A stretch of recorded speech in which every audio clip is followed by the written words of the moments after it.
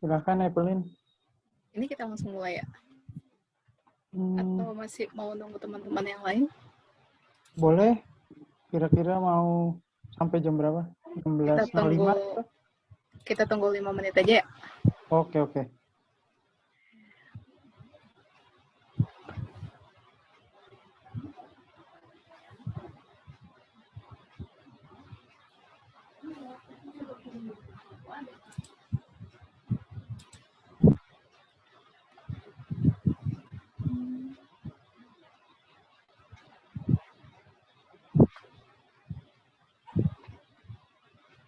Welcome Gilang.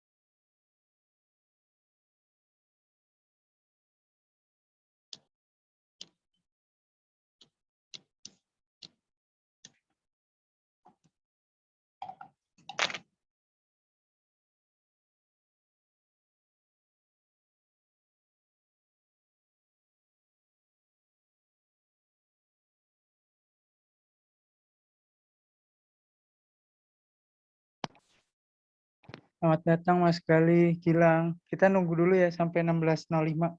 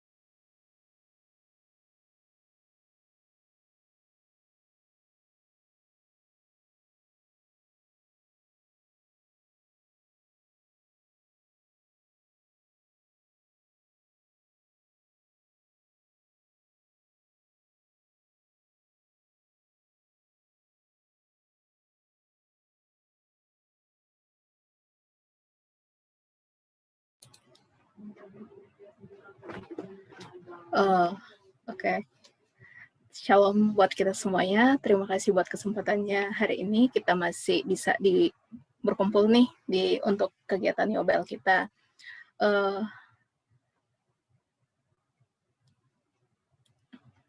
Selamat datang buat teman-teman yang udah menyempatkan waktunya dan juga menyiapkan hatinya juga untuk kita sama-sama mau belajar di Youth Bible Lesson digital kita yang ke 11.0. Tema hari ini adalah It's okay to be not okay. It's okay to be It's okay to not be okay. Di mana kita akan mempelajari menjadi kuat di tengah anomali kehidupan. Hopefully melalui kegiatan Yobel kita hari ini, kita bisa belajar untuk menyadari kehadiran Tuhan Yesus Kristus sebagai penolong dalam kehidupan kita, dan juga menyadari kehadiran Tuhan di dalam kita menghadapi setiap perubahan pola kehidupan, dan juga kita bisa tetap menjaga kesehatan baik secara pikiran maupun mental kita di tengah-tengah menghadapi anomali kehidupan yang terjadi saat ini. Untuk kegiatan Yobel ini nantinya kita akan dilayani oleh Bapak Pendeta Harapan Nenggolan dari Gereja GKPA. Semoga kegiatan Yobel ini kita sama-sama belajar dan semakin diperbaharui lagi dengan sharing yang akan diberikan oleh Pak Harapan Nenggolan gitu. Untuk memulai kegiatan Yobel kita ini, kita akan sama-sama nih membacakan verse of the month kita, di mana diambil dari 3 Yohanes 1 ayat 2. Saya akan membacakannya terlebih dahulu, nanti kita akan sama-sama membacakannya. Saya akan bacakan terlebih dahulu 3 Yohanes 1 ayat 2. Saudaraku yang terkasih, aku berdoa semoga engkau baik-baik dan sehat-sehat saja dalam segala sesuatu, sama seperti jiwamu baik-baik saja. Selanjutnya kita akan baca bersama-sama. Mungkin teman-teman bisa open mic dulu. Saya hitung 1, 2, 3, nanti kita sama-sama mengucapkan verse of the month kita. 1, 2, 3. 3 Yohanes 1 ayat 2.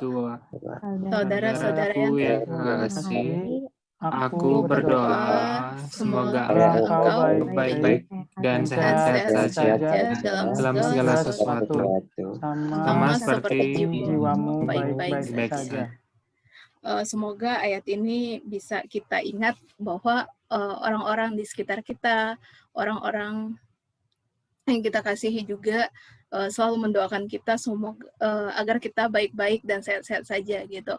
Walaupun keadaan jiwa kita, walaupun mungkin banyak permasalahan yang kita hadapin sehari-hari, tapi semoga jiwa kita juga baik-baik saja untuk tetap dapat memuji memuliakan Tuhan. Kita angkat pujian kita untuk membuka ibadah kita hari ini dari NKB 104, apinya berkobar dalam hatiku.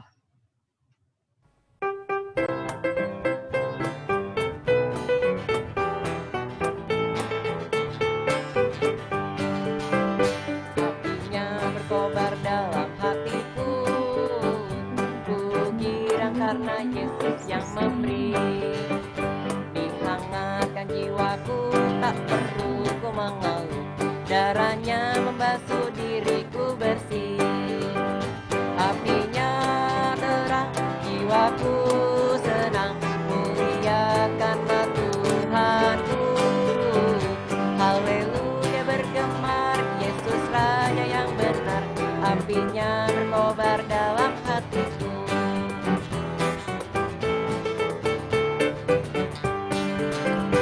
Apinya berkobar dalam hatiku, gembira hatiku selamanya. Ku bersaksi berseru, Yesus juru selamatku, karena ku berpegang pada janjinya. Apinya terang, jiwaku senang, muliakanlah Tuhanku. Haleluya bergemar, Yesus Raja yang benar, apinya berkobar dalam hatiku.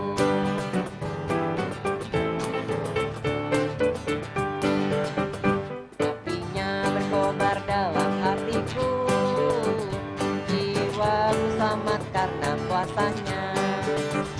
Nyala kasih dalamku, mengalahkan seteru, Roh memimpin hidupku seluruhnya.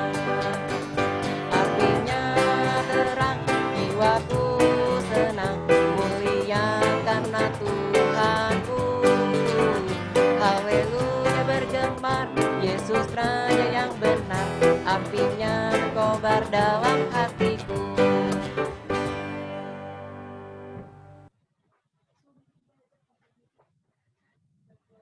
Mari kita satukan hati kita bersatu dalam doa. Terima kasih Bapak, terima kasih Yesus, terima kasih Roh Kudus buat segala penyertaan yang Kau berikan kepada kami hingga saat ini, buat setiap napas kehidupan yang masih boleh kami rasakan. Kami bersyukur atas nikmat kasih karunia yang Kau berikan kepada kami. Terima kasih juga buat waktu yang Kau sediakan bagi kami, di mana kami menyiapkan hati kami untuk bisa sama-sama belajar mengenal Engkau lebih dalam lagi dan bisa menikmati setiap firman yang akan kami dengarkan.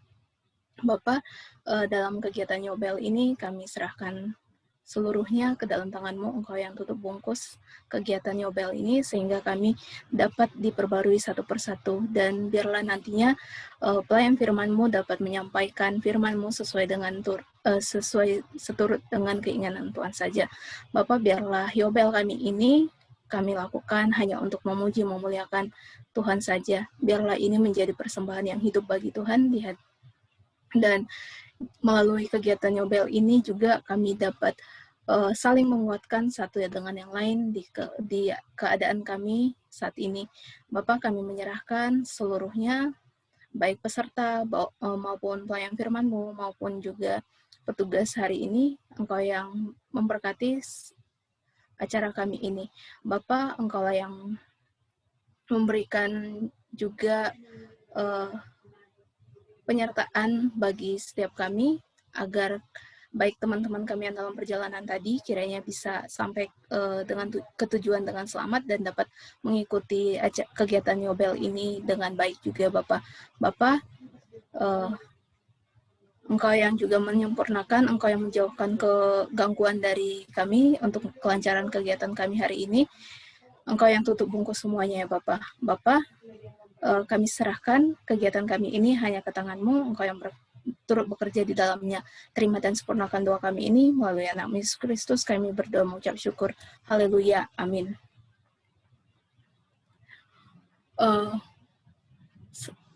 Untuk mempersiapkan hati kita mendengarkan firman Tuhan yang akan disampaikan oleh Pak Pendeta Harapan Nenggolan, kita angkat satu pujian kita dari PKJ 245, seperti wanita di pinggir sungai, di pinggir sumur.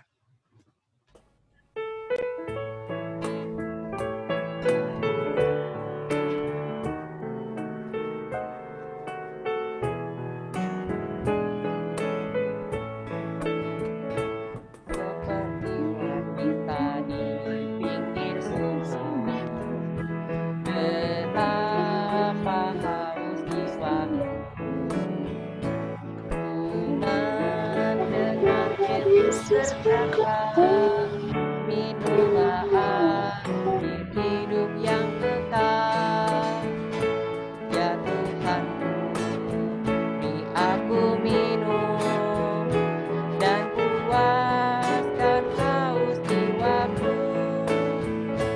Beriku makan hingga jiwaku kenyang, ya Tuhan baharui diriku.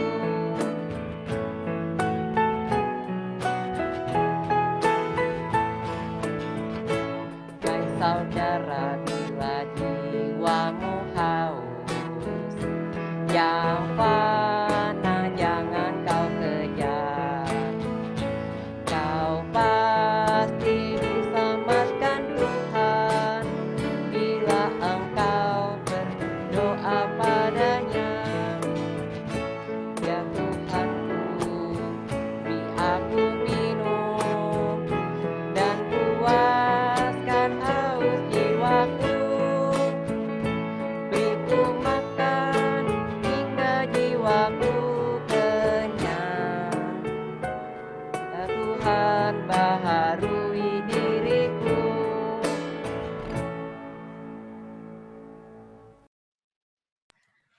Kepada Bapak Pendeta Harapan kami persilahkan.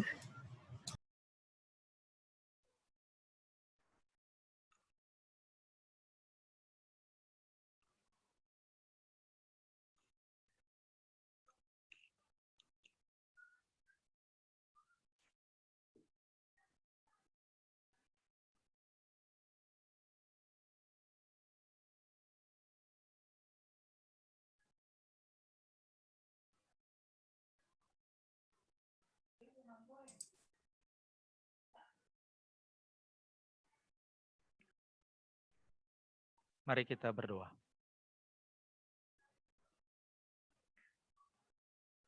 Tuhan, kami mengucap syukur dan berterima kasih untuk kebaikan-Mu yang memungkinkan kami hari ini boleh berkumpul dalam kegiatan Yobel Komisi Pemuda GKI Jemaat Depok. Terima kasih hari ini kami diberi kesempatan untuk sama-sama belajar, untuk saling menguatkan, untuk saling memperlengkapi, dan sekaligus kami juga ingin terus memotivasi diri kami agar kehidupan kami semakin seturut dengan kehendak-Mu.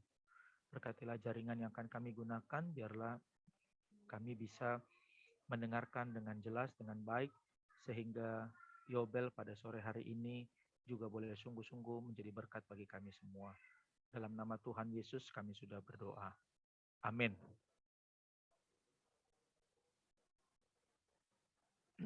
Ya, shalom buat kita sekalian. Selamat sore. Ini kali pertama saya boleh berjumpa dengan teman-teman semua dalam kegiatan Yobel Komisi Pemuda GKI Jemaat Depok. Izinkan saya untuk membaca teks firman Tuhan untuk sore hari ini. Belum nanti kita akan pelajari secara bersama-sama dari 1 Raja-Raja pasal 19 ayat 9 sampai dengan ayat yang ke-18. Sekali lagi 1 Raja-Raja pasal 19 ayat 9 sampai dengan ayat yang ke-18. Demikian bunyi firman Tuhan. Allah menyatakan diri di Gunung Horeb. Di sana masuklah ia ke dalam sebuah gua dan bermalam di situ. Maka firman Tuhan datang kepadanya demikian. Apakah kerjamu di sini, hai Elia? Jawabnya, aku bekerja segiat-giatnya bagi Tuhan, Allah semesta alam. Karena orang Israel meninggalkan perjanjianmu, meruntuhkan mezbah-mezbahmu, dan membunuh nabi-nabimu dengan pedang. Hanya aku seorang dirilah yang masih hidup, dan mereka ingin mencabut nyawaku. Lalu firman-Nya, keluarlah dan berdiri di atas gunung itu di hadapan Tuhan. Maka Tuhan lalu, angin besar dan kuat yang membelah gunung-gunung dan memecahkan bukit-bukit batu mendahului Tuhan. Tetapi tidak ada Tuhan dalam angin itu. Dan sesudah angin itu datanglah gempa, tetapi tidak ada Tuhan dalam gempa itu. Dan sesudah gempa itu datanglah api, tapi tidak ada Tuhan dalam api itu. Dan sesudah api itu datanglah bunyi angin sepoi-sepoi basah. Segera sesudah Elia mendengarnya, ia menyelubungi mukanya dengan jubahnya, lalu pergi keluar dan berdiri di pintu gua itu. Maka datanglah suara kepadanya dan yang berbunyi, apakah kerjamu di sini, hai Elia? Jawabnya, aku bekerja segiat-giatnya bagi Tuhan Allah semesta alam. Karena orang Israel meninggalkan perjanjianmu, meruntuhkan mezbah-mezbahmu, dan membunuh nabi-nabimu dengan pedang. Hanya aku seorang dirilah yang masih hidup, dan mereka ingin mencabut nyawaku. Firman Tuhan kepadanya, pergilah, kembalilah ke jalanmu, melalui padang gurun ke Damsik, dan setelah engkau sampai, engkau harus mengurapi Hazael menjadi raja atas Aram. Juga Yehu, cucu Nimsi, haruslah kau urapi menjadi raja atas Israel, dan Elisa bin Safat dari Abel Mehola harus kau urapi menjadi nabi menggantikan engkau. Maka siapa yang terluput dari pedang Hazael akan dibunuh oleh Yehu, dan siapa yang terluput dari pedang Yehu akan dibunuh oleh Elisa. Tetapi aku akan meninggalkan 7.000 orang di Israel, yakni semua orang yang tidak sujud menyembah Baal dan yang mulutnya tidak mencium dia. Ya, demikian pembacaan firman Tuhan untuk kita pada sore hari ini. Nah, teman-teman sekalian, mungkin ada sebuah pertanyaan yang bisa menjadi bahan diskusi kita. Apakah share screen-nya sudah bisa?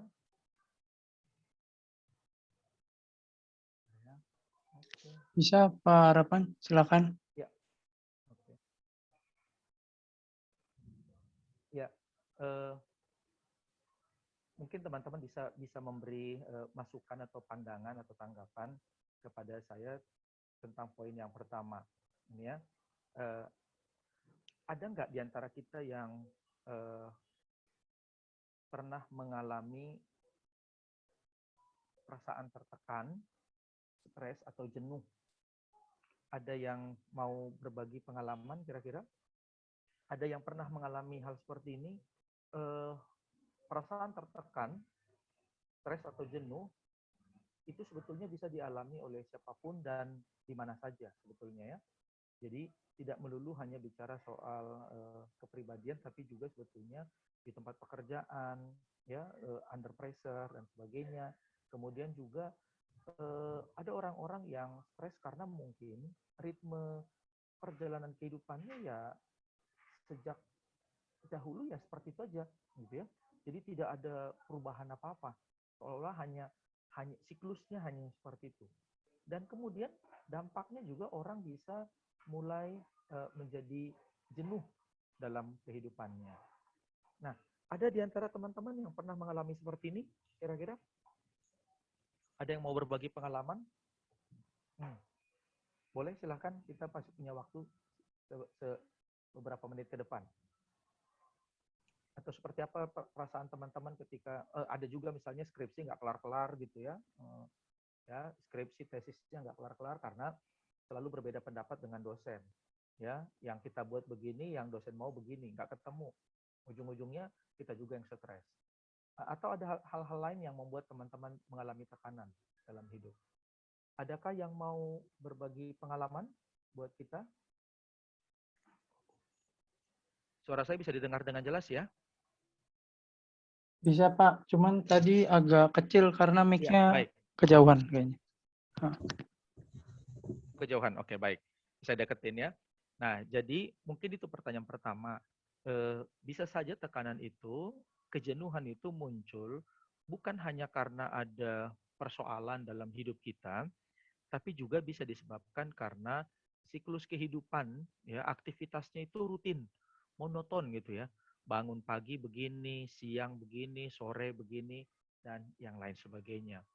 Ada di antara teman-teman yang pernah mengalami seperti ini, peristiwa seperti ini, kira-kira? Ya, kalau misalnya teman-teman mungkin tidak seperti yang dialami oleh Elia, tapi setiap orang, sekali lagi saya tegaskan bahwa setiap orang, siapapun dia pasti pernah mengalami peristiwa seperti ini.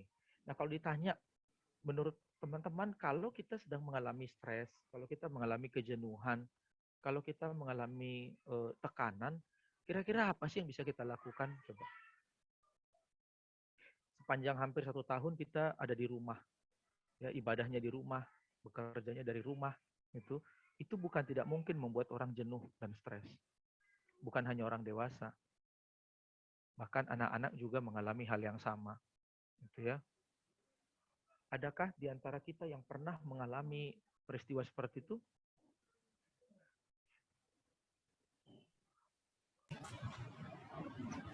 Mungkin saya bantu sharing mewakili dari pemuda ya Pak. Pernah sih mengalami tertekan atau stres gitu. Pengalaman yang pernah itu ketika pertama kali kuliah, di mana waktu zaman waktu masa SMA lingkungannya seperti pergaulannya seperti pada umumnya anak SMA bebas gitu. Tiba-tiba ketika kuliah itu harus di asrama, dan di mana di asrama peraturannya cukup ketat, di mana jam bangun pagi udah harus jam 5 harus sudah bangun, jam 7 harus sudah sarapan, jam 12 harus sudah makan siang, jam 7 malam kita udah harus selesai makan malam, dan jam 10 itu udah harus kembali ke asrama, dan jam 11 malam udah ini. Jadi kayak tiba-tiba suasana yang waktu SMA ngerjain tugas bebas sampai jam berapa, kuliah harus waktunya lebih teratur yang kayak gitu, itu perlu masa penyesuaian, dan di masa penyesuaian itu ada perasaan tertekan dan jenuhnya juga gitu. Jadi ketika ada perasaan jenuh tadi itu kayak ada pemikiran mau keluar nih dari asrama gitu, mau keluar dari kampus itu gitu sih Pak. Iya. Oke, terus kalau kira-kira upaya yang pernah dilakukan apa untuk mengatasi kejenuhan tadi? Pertama, berdamai dengan keadaan dulu, bisa menerima keadaan itu, berusaha untuk menerimanya, dan Gimana biar bisa menerimanya? Ya mensyukuri. Ketika bisa mensyukuri, oh ternyata di asrama banyak kok hal-hal yang bisa dipelajarin gitu. Di lingkungan kampus banyak yang bisa dipelajarin gitu. Berusaha membuka relasi dulu nih dengan teman sekamar, dengan teman satu asrama, selanjutnya baru dengan teman-teman satu angkatan, dan juga dengan seluruh penduduk yang ada di kampus itu gitu. Iya, baik, terima kasih ya. Oke, yang lain adakah yang mau memberi semacam pengalaman di dalam kehidupannya? Mungkin berbeda-beda kasusnya, tidak semua harus sama. Pasti semuanya berbeda-beda. Tapi dari pengalaman ini kita bisa belajar ya. Pertama, bahwa setiap orang pasti pernah mengalami yang namanya titik jenuh dalam hidup. Ketika siklus hidup itu berjalan statis gitu, itu juga bisa membuat kita mengalami tekanan. Tapi ketika siklus kehidupan turun naik, itu juga bisa membuat kita tertekan. Jadi itu persoalan pertama. Jadi kalau siklus hidupnya statis, ya konstan, kita juga bisa jenuh. Tapi ketika siklus hidupnya turun naik, kita juga bisa mengalami tekanan. Karena kalau ketika naik nggak masalah, tapi ketika kita turun, kita bisa stres. Nah, tadi ada kalimat menarik ya yang disampaikan buat kita semua. Pertama, bahwa salah satu cara untuk kita keluar, untuk kita bisa menghadapi berbagai macam keadaan yang tidak sesuai dengan apa yang kita harapkan, yang kita inginkan adalah apa? Biasakanlah untuk mau berdamai dengan diri sendiri. Kalau bahasa saya adalah saya sudah selesai dengan diri saya, gitu ya. Ada yang punya bahasa saya berdamai dengan diri, oke, nggak apa-apa, sama, esensinya sama. Tapi kalau buat saya, bahasa saya pakai adalah saya sudah selesai dengan diri saya. Artinya, kalau saya sudah selesai dengan diri saya berdamai dengan diri saya, artinya kita juga sedang berupaya untuk menerima keadaan yang ada di sekitar kita. Karena gini, nggak semua kita bisa yang namanya mengatur keadaan. Nggak bisa. Kita juga punya keterbatasan. Nah, teman-teman boleh lihat sekarang wajah bumi kita. Wajah bumi kita kan kira-kira seperti ini ya. Setuju ya? Hampir semua orang menjadi generasi tertunduk, ya. Nggak di mana-mana ini. Hampir semua seperti ini ya, lihat ya. Baik dari orang yang mapan atau orang yang berkekurangan, terus orang-orang yang mungkin sedang berada dalam sebuah komunitas atau kumpul. Ada istilah sekarang pubbing. Pubbing itu seperti ini nih, pubbing nih. Kumpul, tapi mereka sibuk dengan ini. Itu yang disebut dengan pubbing. Nah, tentu ini juga jangan disangka bahwa ini tidak bisa menimbulkan titik jenuh dalam kehidupan seseorang. Dulu kita nggak pernah mengalami seperti ini. Mungkin teman-teman ya, coba dulu misalnya yang sekarang sudah kuliah, yang sudah selesai kuliah. Waktu kalian masih SD, SMP, rasanya belum seperti ini kan? Ruli nggak usah jauh-jauh. Semasa saya mengajar Ruli SMP nggak seperti ini, belum. Waktu Ruli SMP belum ada yang seperti ini. Itu Ruli aja, nggak usah jauh-jauh yang lain. Ruli SMP belum ada seperti ini. Ya, artinya ada sesuatu yang berubah dalam kehidupan kita masing-masing. Gitu. Dan ada banyak orang yang nggak siap ketika perubahan itu terjadi.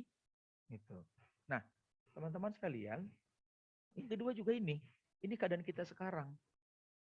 Ada orang yang tertekan karena semua orang minta sama dia, tolong kerjakan ini, tolong bikin ini, dan sebagainya. Lalu, di sisi lain juga ada tanda-tanda orang mulai depresi. Gitu ya. Ada orang yang suka tertunduk, sakit punggungnya, ada bahkan yang sampai pengen bunuh diri karena nggak sanggup menerima kenyataan hidup. Jadi ini poin penting juga buat kita semua hari ini, bahwa pertama, Tuhan tidak bertindak berdasarkan apa yang kita mau. Ya, itu poin pentingnya ya. Tuhan tidak pernah bertindak berdasarkan apa yang kita mau. Tapi Tuhan memang bertindak berdasarkan keinginan, kehendak, dan otoritas Tuhan. Nah, kalaupun misalnya ada sebagian orang atau bahkan kita mengalami peristiwa-peristiwa semacam ini gitu ya, ada loh orang-orang yang nggak mampu. Jangankan tadi bisa berdamai dengan diri sendiri, untuk bisa keluar dari persoalan ini pun ada banyak orang yang nggak siap. Gitu. Pandemi COVID-19 telah menghantar kita kepada sebuah kenyataan di gambar yang paling bawah. Pandemi COVID menghantar kita pada sebuah kenyataan, ada orang-orang yang mulai kehilangan pengharapan. Ada banyak orang yang sudah tidak lagi percaya bahwa Tuhan bisa melakukan sesuatu mujizat dalam kehidupannya. Bahkan ada orang yang tidak lagi mau berharap sama Tuhan. Ini kenyataan hidup kita hari ini yang saya katakan. Nah, karena itu, selain itu, wajah bumi kita juga ditandai oleh 3 hal ini. Pertama, ada yang namanya kegersangan spiritualitas. Ya, kegersangan spiritualitas itu apa? Hampir 1 tahun loh kita tidak GKI Depok sampai sekarang belum juga buka ibadah onsite kan, masih live streaming, gitu ya. Kan ini juga bisa menimbulkan kegersangan spiritualitas. Orang semuanya hanya beribadah secara online, gitu ya. Kadang ada yang cuma nggak pakai baju, cuma pakai celana pendek aja gitu ya. Habis berenang dia ikut ibadah dan sebagainya. Ada banyak orang bisa menikmati ibadah di tempat lain, tapi ini pun sebetulnya gambarnya apa? Tidak lagi ada penyaring di sini. Karena semua orang bisa menikmati ajaran-ajaran tanpa ada saringan. Gitu. Inilah yang disebut dengan kegersangan spiritualitas. Nah, kalau ada kegersangan spiritualitas, maka harus ada kebangunan spiritualitas. Gitu. Yobel yang dilakukan oleh Kompa GKI Depok itu salah satu bentuk upaya untuk membangun kehidupan spiritualitas kita. Nah, yang kedua juga kondisi kita memang kita sedang mengalami yang namanya kehausan sentuhan kemanusiaan. Masih ingat ada istilah cebong, kadrun, ya, masih ingat ya? Ini kan heboh banget Indonesia. Tapi kondisi kita hari ini juga kita sedang kehilangan sentuhan yang semula berjabat tangan, yang semula bisa tempel, berpelukan dan sebagainya. Sekarang kita nggak bisa. Tambah yang ketiga ini tadi saya katakan fragmentasi sosial friksi tadi, cebong dan kadrun, gitu ya, aku dan kamu, ini kelompok jelita, ini kelompok lolita atau apalah terserahlah, gitu ya. Itu kan semuanya muncul dalam kehidupan kita. Dan ini bukan tidak mungkin juga akan mempengaruhi perjalanan kehidupan seseorang dalam kehidupannya. Nah, realita kita hari ini adalah apa? Pertama, kita bergaul akrab dengan penderitaan. Sehingga kadang kita jarang bisa berpikir jernih, bahkan kita tidak mampu memandang Allah dengan jernih. Ya. Jadi bagaimana mungkin orang bisa tetap survive dalam hidup? Ya, orang bisa menerima tadi kata si Evelyn ya, berdamai dengan diri sendiri, gitu ya, termasuk bergaul dengan penderita. Nggak mungkin kita bisa berdamai dengan diri sendiri, nggak mungkin kita bisa bergaul erat dengan penderitaan, kesusahan, tekanan, atau apapun itu namanya. Kalau apa? Kalau kita tidak mampu memandang Allah dengan jernih. Gitu. Jadi setiap kita memang diberikan kesempatan untuk terus-menerus memandang Allah dengan jernih. Nah yang kedua, pengalaman rohani hidup dengan Tuhan tertutupi oleh pekatnya awan kesulitan hidup yang kita alami. Ya tadi saya bilang aura hidup di asrama itu kan nggak bisa bebas. Semua sudah ada ritmenya gitu loh. Ya kalau di seminari di sekolah tinggi teologi dulu tuh pagi itu kami harus ada doa pagi misalnya. Nanti siang juga begitu, malam begitu. Itu ritme. Kalau orang nggak terbiasa, dia akan mengalami kejenuhan dalam kehidupannya. Nah, pengalaman rohani dengan Tuhan bisa ditutupi oleh apa? Pekatnya awan kesulitan hidup. Jadi kita nggak bisa lagi melihat sesuatu yang baik yang sedang Tuhan siapkan untuk kita. Nah, yang ketiga, kita nggak boleh terus-menerus mengasihani diri sendiri atau playing victim. Gitu. Jadi kenyataan hidup, ya kehidupan kita yang sudah berbeda ini, yang sudah tidak pernah kita bayangkan ini, tidak boleh membuat kita terus-menerus mengasihani diri. Gitu. Atau bahkan juga kita seringkali bermain ini, playing victim.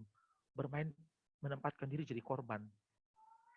Aku ini susah, aku ini pengangguran, aku ini begini. Nah gitu.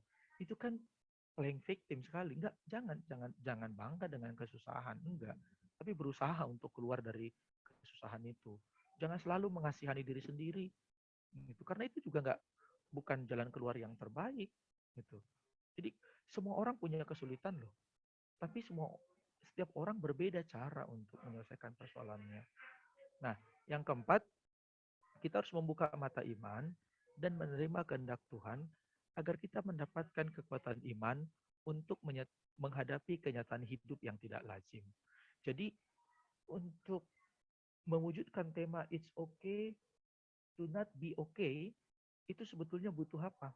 Kita butuh sikap mau membuka mata iman, menerima kehendak Tuhan, sehingga kita mendapatkan kekuatan menghadapi kenyataan hidup yang tidak lazim. Kan kondisi kita hari ini memang nggak lazim.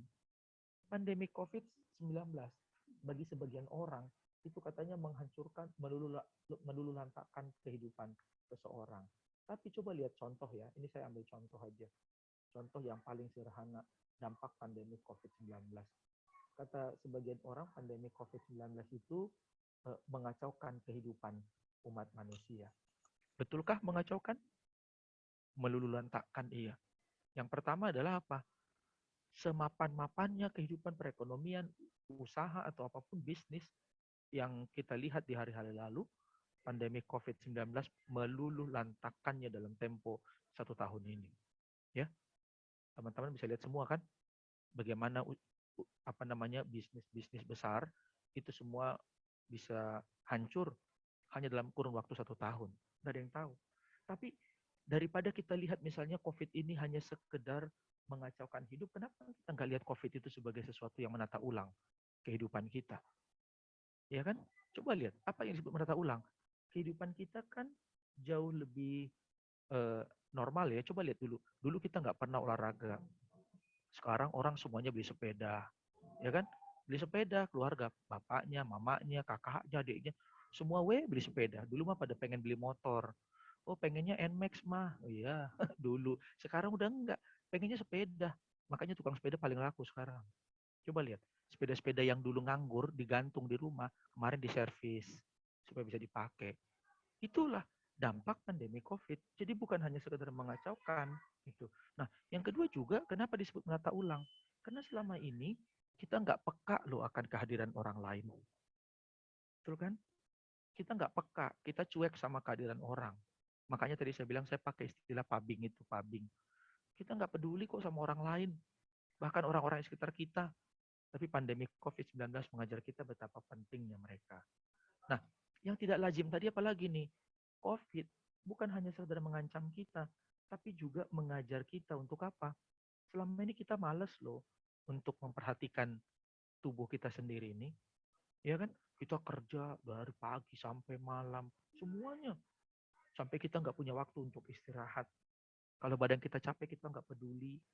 Karena selama ini, kita juga menulihkan telinga kita terhadap teriakan dari tubuh kita.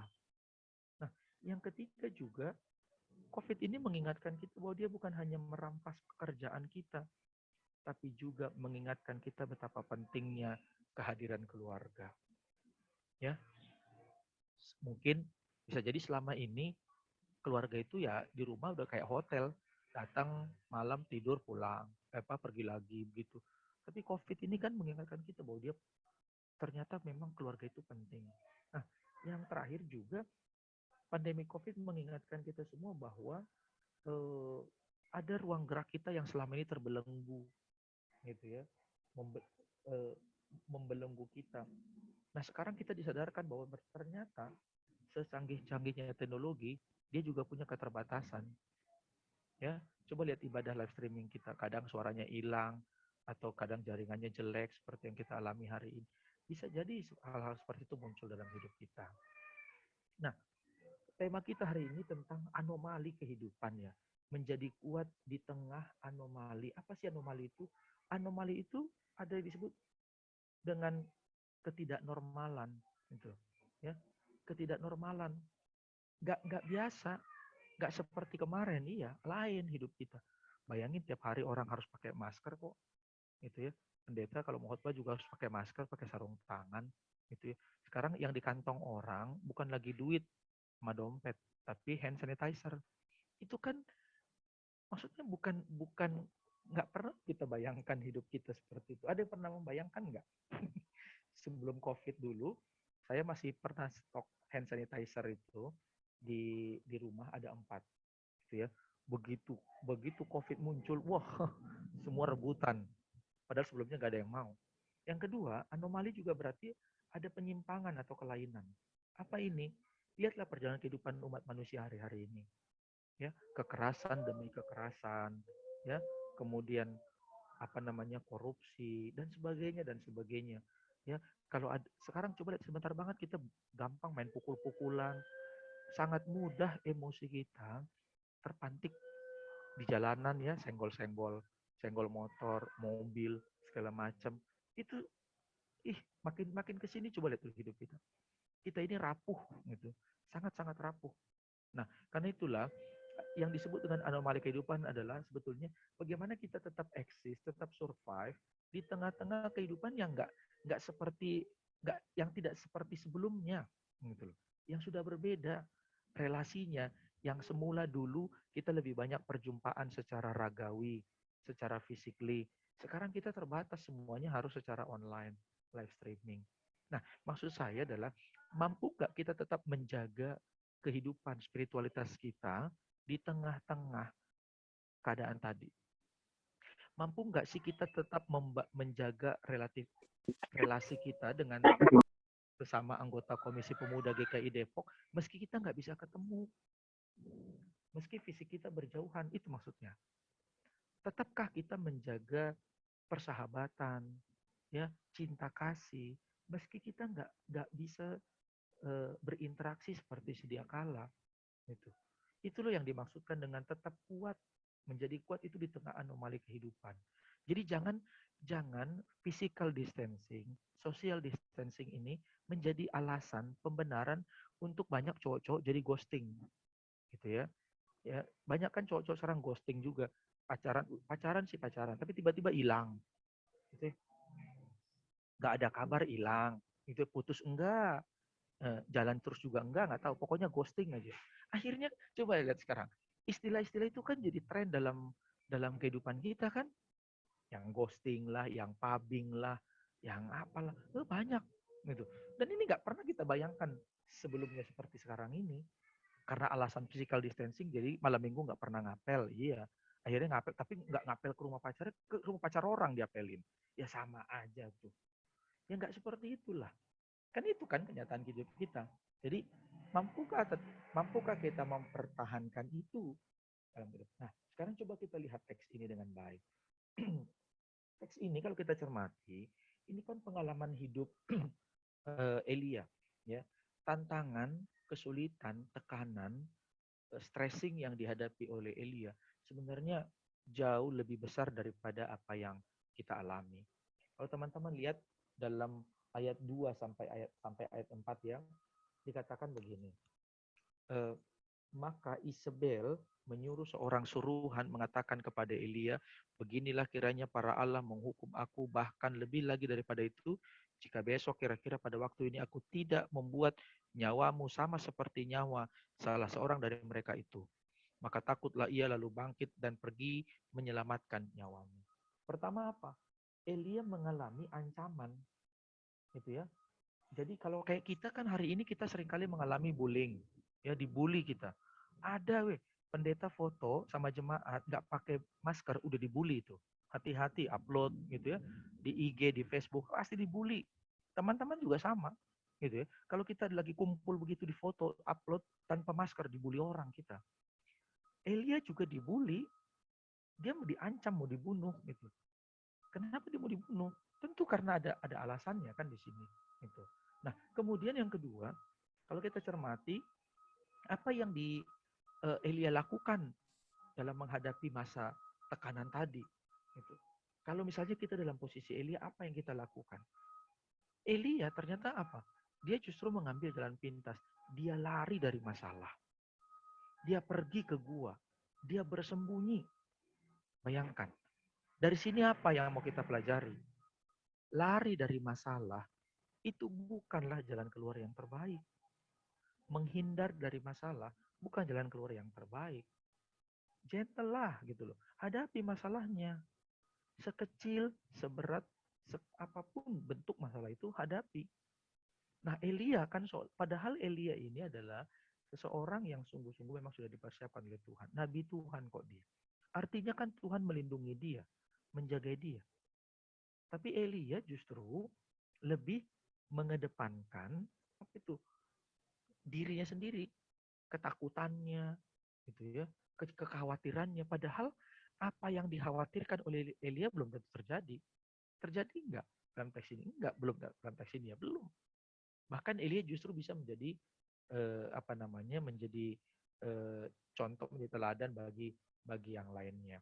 Nah, itu pertama, teman-teman. Yang kedua juga, yang ketiga, bagaimana dan emosional perasaan Elia dalam ayat 4, ayat 10 sampai 14 itu cukup jelas dikatakan di sana. Tapi ia sendiri masuk ke padang gurun sehari perjalanan jauhnya, lalu duduk di bawah sebuah pohon arar. Kemudian ia ingin mati. Nah, ini loh. Jadi banyak orang ketika dia nggak mampu untuk menghadapi masalah yang dihadapi, dia mengambil jalan pintas. Apa ini? Lihat deh orang-orang di sekeliling kita. Kalau skripsi nggak kelar-kelar, ambil jalan pintas ngapain? Bayar orang untuk bikin skripsi. Mental instan. Gitu. Jadi tidak lagi menghargai proses.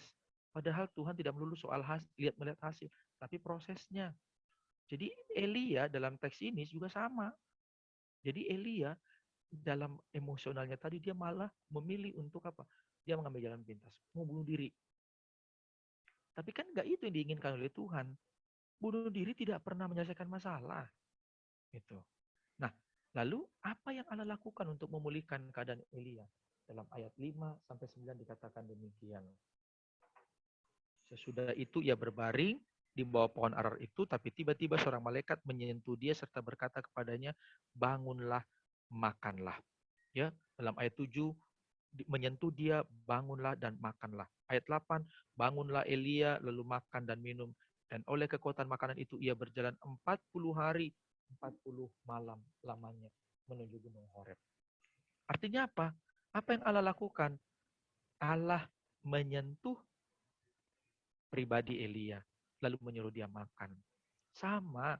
Jadi kalau dalam hidup kita mengalami berbagai macam dinamika hidup yang tidak pernah kita bayangkan sebelumnya, sakit penyakit yang tak kunjung sembuh, mungkin ada di antara kita yang kehilangan orang-orang yang kita kasihi karena pandemi COVID, lalu kemudian kita juga kesal ketemu orang-orang yang abai sama protokol kesehatan, gitu ya. Orang-orang kayaknya cuek banget, pergi keliling-keliling naik motor, nggak pakai helm, nggak pakai masker, kan ngeselin banget. Saya bilang kalau lihat orang kayak gitu, pengen saya bilang gini, kau belum pernah lihat saus keluar dari hidung ya? Saya bilang kayak gitu. Saking keselnya. Kita jaga diri baik-baik, tapi orang kayaknya cuek banget. Nah, bagaimana? Apa yang Allah lakukan? Allah menyentuh Elia. Lalu Allah menyuruh dia makan supaya dia mendapatkan kekuatan baru. Nah, teman-teman sekalian, kalau kita lihat dalam teks ini, sekali lagi Elia mengalami pengalaman hidup yang luar biasa, anomali kehidupan yang mungkin tidak pernah kita bayangkan seperti itu. Selain dikejar-kejar orang, mau dibunuh, dan dia juga merasa tidak ada yang membela dia, tidak ada yang mendukung dia. Dalam saat itulah, dalam konteks itulah kita belajar bahwa ternyata lari dari masalah bukanlah pilihan. Nah, Elia mengalami tekanan jiwa dan menyerah sampai ia harus berjalan 40 hari 40 malam hanya untuk bersembunyi. Jalan 40 hari 40 malam. Oh, ini nggak tahu nih, jauhnya luar biasa nih. 40 hari 40 malam. Tapi hanya untuk apa? Bersembunyi. Nah, ini quotes-nya untuk kita hari ini ya. Semakin kita jauh berlari menghindar dari masalah yang kita hadapi, sejauh itu pula masalah akan mengikuti kita. Ya. Semakin jauh kita berlari menghindari masalah yang kita hadapi, maka sejauh itu pula masalah akan mengikuti kita. Nggak akan pernah pergi dia, tetap dia ada. Gitu. Nah, selanjutnya, yang kedua, Elia mengalami kekecewaan yang sangat dalam dirinya. Kenapa? Karena Elia merasa dia nggak punya nggak berguna. Ini dia. Ya, kan kadang kita juga suka begitu. Kalau ada orang tua sakit, terus mereka butuh biaya, lalu kita bilang, aku anak nggak berguna, aku nggak bisa bantu orang tua, aku belum punya uang, aku belum punya pekerjaan, atau bahkan aku belum gajian, nggak punya apa-apa. merasa diri kita nggak berguna, nggak bermanfaat. Lalu ada juga perasaan gagal total, gitu. Udah dah, nggak ada gunanya aku kerjain seperti ini, percuma, gitu. Toh juga nanti kami akan di PHK, misalnya. Atau toh nggak ada gunanya aku kerjakan seperti itu, nggak dihargai oleh orang kok, gitu. Toh buat apa aku kerjakan seperti itu, nggak ada yang lihat. Lalu kita seringkali merasa paling bertanggung jawab. Oh ini salahku. Enggak, aku yang paling gitu. Lalu akhirnya apa? Mulai membenarkan diri sendiri. Ini yang dihadapi oleh Elia nih. Indikatornya apa? Ahab ternyata semakin jahat. Bukan jahat ya. Ahab semakin jahat. Nah itu pertama. Yang kedua, Isabel juga semakin bernafsu untuk membunuh Elia. Bukankah hal yang sama juga terjadi dalam hidup kita? Lihat deh, kejahatan di sekeliling kita tuh semakin beragam kan? Semakin kreatif kan? Penjahat udah nggak takut lagi yang namanya keramaian orang banyak. Nggak takut. Nggak. Orang juga udah mulai nggak takut kok sama Tuhan. Coba, lihat deh sekeliling kita. Lihat deh teman-teman kalian. Lihat deh lingkungan kalian. Orang nggak takut sama Tuhan. Dan kejahatan juga sekarang semakin kreatif. Inovatif lagi. Udah kreatif, inovatif lagi coba. Kejahatan kreatif. Artinya bisa berubah bentuk. Dan ini kan yang dialami oleh Elia. Termasuk kita semua. Ketika kok ini orang kok makin hari makin jahat ya gitu. Ada aja kejahatannya. Ada aja kebencian yang dia tebarkan. Ada aja hoax-hoax yang disampaikan. Coba lihat dulu di medsos kita. Tiap hari yang namanya hoax itu kan unik ya, beragam. Ada anaknya presiden ghosting, ya rame. Nanti anak presiden jualan pisang goreng, rame. Semua. Itu betul seperti itu. Dan orang sekarang makin jahat sama orang lain. Coba. Kadang orang yang tertawa bersama kita adalah orang yang menusuk kita dari belakang. Yang ketiga, Elia itu mengalami depresi berkepanjangan karena ia nggak mampu melihat tujuan Allah yang sebenarnya dalam hidupnya. Jadi, kita bisa mengalami keterpurukan, kita bisa mengalami yang namanya depresi, tertekan, atau bahkan mungkin sampai berpikir untuk mengambil jalan pintas. Kalau apa? Kalau kita nggak bisa melihat tujuan Allah yang sebenarnya dalam hidup kita. Kita perlu tahu apa sih tujuan Allah dalam hidup saya. Dan kan nggak ada tujuan Allah hanya iseng-iseng menciptakan kita semua. Enggak. Semua punya tujuan. Ingat itu. Semua punya tujuan. Tidak ada yang tanpa tujuan. Saya masih ingat dulu waktu PA Komisi Pemuda di rumahnya Pak yang di Studio Alam ya. Dulu sempat kita bicara tentang bagaimana membangun rancangan kehidupan orang muda. Hidup kita itu selalu ada tujuan. Jadi kalau ada orang berpikir hidupnya nggak ada tujuannya, hidupnya nggak ada gunanya, hidupnya nggak ada manfaatnya, salah. Jadi karena itu jangan pernah menyerah terhadap keadaan. Ya, hidup itu seperti roda berputar. Dan nggak ada hidup orang itu yang statis, nggak ada. Hidup orang itu ya berputar, bergerak. Hari ini kita di atas, besok kita di bawah. Gitu. Nah, saya juga pengen tanya teman-teman, ada nggak sih di antara kita yang sampai hari ini masih belum tahu apa yang menjadi tujuan hidupnya atau cita-citanya? Ada nggak? Bolehkah memberi tanggapan? Ada nggak yang sampai hari ini sebenarnya nggak pernah tahu apa yang menjadi cita-cita atau tujuan hidup? Nggak usah tujuan hidup deh, terlalu jauh. Cita-citanya. Ada nggak yang teman-teman nggak tahu apa yang jadi cita-cita teman-teman? Ada? Ruli tahu kan cita-citanya, Ruli? Tahu dong, Pak. Apa cita-citamu memang, Ruli? Cita-cita saya. Sejak dulu. Kenapa, Pak? Iya, cita-citamu sejak dulu apa? Coba. Cita-cita Ruli sebenarnya sejak dulu itu mengalami perubahan sih. Dulu cita-citanya jadi pendeta. Terus masuk kuliah, tahu dunia entertainment, cita-citanya pokoknya mau kerjanya di dunia entertainment.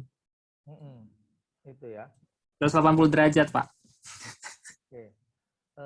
Kamu merasa itu tidak sesuai dengan kehendak Tuhan nggak waktu itu berubah? Menurut kamu? Atau kamu yakin itu rencana Tuhan? Kalau ditanya nggak sesuai kehendak Tuhan, jawaban saya sih enggak. Mungkin nggak sesuai kehendak Tuhan. Enggak sih. Karena selalu percaya setiap apa yang dijalankan itu pasti ke depannya itu agendanya Tuhan gitu loh, Pak. Baik. Nah, dari Ruli kita belajar bahwa ternyata Ruli bisa melihat segala sesuatu yang berubah itu dari sisi positif. Gitu ya. Kalau sebelumnya Ruli pengen jadi pendeta, terus tiba-tiba dia ingin jadi entertain misalnya, nggak apa-apa. Tapi artinya pemahamannya gini, apapun itu selama dia berdampak positif buat hidup kita, memberi semangat buat kita, nggak ada masalah. Yang jadi persoalan kan gini, ketika ini nggak tercapai, itu nggak tercapai, kan kita stres. Lalu apa yang terjadi? Kita down, gitu ya. Kita depresi, kita malah seolah nggak bisa ngapa-ngapain lagi. Nah ini yang Tuhan tidak mau dalam kehidupan kita masing-masing. Jadi dibutuhkan sebuah sikap yang bisa melihat segala sesuatu itu dari sudut pandang yang positif. Setidaknya ada 3 hal yang perlu teman-teman ingat, 3I ya, 3I itu dari pesan saya hari ini. Yang pertama, senantiasalah memiliki integritas dalam hidup.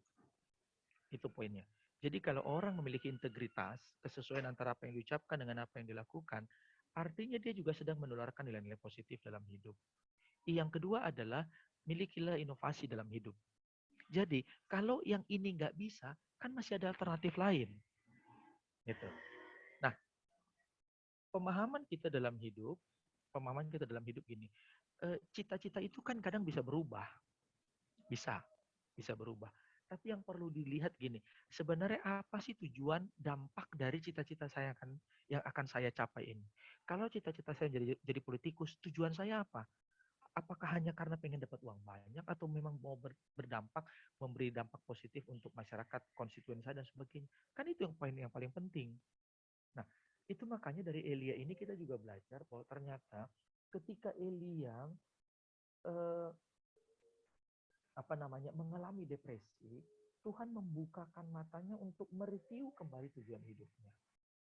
Jadi artinya untuk teman-teman sekalian, dari sini kita boleh melihat Elia ketika dia emosional, ya, ketika dia dengar Isabel begini, gini segala macam, Elia nggak pernah tenang. Jadi untuk menghadapi hidup anomali dalam kehidupan dibutuhkan sebuah sikap yang tenang. Bahasanya gini, bahasa saya, milikilah sikap hidup yang responsif, bukan yang reaktif. Beda yang reaktif dengan yang responsif. Responsif itu dia pasti auranya positif. Dia akan menganalisa, dia akan berpikir, menelaah lebih jauh, dia mencari alternatif. Tapi kalau orang reaktif, ya kayak Elia tadi, meletup-letup, tiba-tiba emosi. Oh nggak bisa, udah gue mati aja, udah gue bunuh aja gitu. Sama kata kayak dulu, sama kan waktu kalau kalian pernah punya pacar ya, waktu mereka diputusin ngomongnya gini, udahlah gue gak akan bisa hidup tanpamu, jangan putusin aku. Sampai sekarang masih sehat, masih hidup, masih merayakan ulang tahun, katanya nggak bisa hidup tanpa pacarnya, percuma lah kan gitu. Jadi makanya dibutuhkan sebuah pola hidup yang responsif, bukan yang reaktif gitu loh. Nah, kemudian yang kelima juga, ketika Elia melihat tujuan hidup yang sebenarnya, Elia bisa melihat bahwa tidak ada jalan buntu dalam rancangan Allah. Selalu ada jalan lain, yaitu jalan keluar dari setiap persoalan. Nah, jadi ketika kita mengarahkan pandangan kita hanya kepada Allah, maka kita bisa melihat bahwa dalam rancangan Allah itu tidak ada yang namanya jalan buntu. Selalu ada jalan keluar di balik setiap persoalan yang kita hadapi. Ini saya pikir kita sudah sering kali mendengar, jika semua pintu tertutup, ingatlah selalu masih ada jendela yang terbuka, disiapkan Tuhan untuk menolong kita semua. Ya, kalau semua pintu sudah tertutup, selalu masih ada jendela yang Tuhan siapkan untuk menolong kita semua. Nah, kalau begitu, apa yang akan kita lakukan? Aksi kita ke depan ini apa? Pertama, kan Tuhan pernah menghibur, menguatkan, dan bahkan juga memulihkan kehidupan Elia dari tekanan yang dihadapi. Pertanyaannya adalah, kalau kita mengalami hal seperti itu, apa yang akan kita lakukan dalam kehidupan kita? Lari dari masalahkah? Bersembunyi-kah? Menyalahkan keadaankah? Menyalahkan orangkah? Menyalahkan Tuhankah? Atau bahkan menyalahkan diri sendiri? Kalau semua ini kita lakukan, nggak akan ada jalan keluarnya.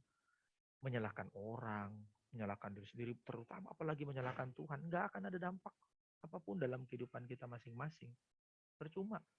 Nah, karena itulah, teman-teman dikasih oleh Tuhan, kalau hari ini kita masih hidup, ini kan bukti kasih dan pemeliharaan Tuhan dalam hidup kita. Coba deh berhenti sejenak di sini, gitu ya. Resapkan kebenaran kita, kebenaran ini dan dalam inti kemanusiaan kita. Kalau kita masih hidup sampai hari ini, itu bukti pemeliharaan Tuhan dalam hidup kita. Jadi karena ini adalah bukti pemeliharaan Tuhan, kenapa harus disia-siakan? Gitu. Harusnya jangan katakan betapa besarnya masalah yang kita hadapi, tapi katakanlah betapa besarnya Tuhan yang kita miliki. Dan itulah yang menjadi modal kita untuk menghadapi setiap masalah dalam kehidupan kita masing-masing. Nah, kemudian aksi kita apa? Apalagi yang bisa kita lakukan? Yang bisa kita lakukan adalah senantiasalah mengandalkan dan mengutamakan pemeliharaan Tuhan. Ya, setiap kali kita mengandalkan pikiran kita, mengandalkan orang lain, mengandalkan kepintaran, ego, atau materi yang kita punya, pada saat itulah kita sebenarnya sudah gagal untuk yang kedua kali. Karena itu dibutuhkan sikap yang terus-menerus mau mengandalkan Tuhan. Mengutamakan pemeliharaan Tuhan dalam hidup. Jadi, kalaupun kesulitannya semakin bertubi-tubi dalam hidup, nggak kunjung selesai.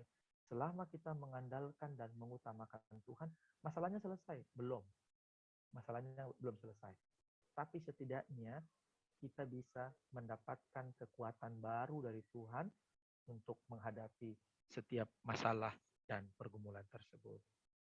Nah, yang berikut, ini resep juga dari pengalaman hidup Elia buat kita semua. Bagaimana supaya kita bisa tetap eksis, tetap kuat. Kita nggak akan pernah bisa lepas dari rasa frustasi atau bayang-bayang kegagalan di masa lalu, kecuali kita mau bangkit dan mulai melakukan sesuatu. Ya, depresi, tekanan, under pressure dan sebagainya itu tidak akan pernah bisa membantu kita untuk keluar, kecuali kalau apa? Kita mau bangkit, kita mau survive, gitu. Dan mau melakukan sesuatu. Kalau hanya berpangku tangan ya nggak ada gunanya. Dibutuhkan sebuah sikap yang berkomitmen untuk mau bangkit. Saya mau bangkit, saya pasti bisa, gitu ya. Saya pasti bisa, saya mau, dan saya akan bangkit. Gitu ya.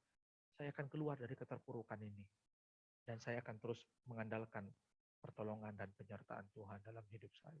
Dan ini tadi, mulai melakukan sesuatu. Apa itu? Daripada mulai meratapi nasib, karena nggak punya apa-apa, kenapa nggak mulai melakukan sesuatu? Kemarin dalam HUT 1 Dasawarsa BPK Penabur ada sebuah tema yang bagus dan itu pernah kami diskusikan bersama. Temanya adalah berani berubah. Ya. Jadi menjadi kuat di tengah anomali kehidupan, resepnya satu, apa itu? Berani berubah. Jangan pernah jalani hidup yang statis. Hanya begitu-begitu aja. Tapi mulailah menciptakan inovasi, kreativitas baru. Berani berubah. Gitu. Orang yang berani berubah itu berarti orang yang berani berkata bahwa saya pasti bisa bersama-sama dengan Tuhan. Nah, yang terakhir saya ada sebuah ungkapan ya sebenarnya ya. Semoga ini juga bisa memotivasi teman-teman sekalian untuk terus juga bertahan dalam hidup yang pasti saya tahu karena pandemi COVID belum selesai juga, tentu masalahnya juga mungkin masih akan terus bisa bersambung ya, seperti sinetron Ikatan Cinta yang akan terus berlangsung nih. Nah, karena kesulitan hidup ya, akan terus berlangsung, maka resepnya apa? Saat kesukaran menghimpit ketaatanmu, belajarlah untuk bersandar pada kekuatannya. Ya, kalau kesukaran itu menghimpit ketaatan kita, belajar bersandar pada kekuatan Tuhan. Saat kemalangan menimpa hidupmu, belajarlah memahami kehendaknya. Kenapa peristiwa ini harus kami hadapi? Kenapa kami yang harus menghadapinya? Karena Tuhan tahu kalian sanggup. Karena Tuhan tahu kalian kuat. Karena Tuhan tahu kalian kokoh. Saat keraguan melunturkan imanmu, belajarlah bergantung pada janjinya. Janji Tuhan ya dan amin. Bahasanya. Dan saat ketakutan menyelimuti hatimu, belajarlah pada pimpinannya. Ya. Seringkali apa yang terjadi dalam hidup ini, kekhawatiran-kekhawatiran kita itu belum tentu terjadi. Dan saat kejatuhan menghalangi langkahmu, belajarlah kembali pada kebenarannya. Saat kegalauan menguasai perasaanmu, belajarlah berlindung dalam kasih-Nya. Karena itu teman-teman yang dikasihi oleh Tuhan, mari kita terus-menerus memperlengkapi hidup dan kehidupan kita untuk tetap kuat.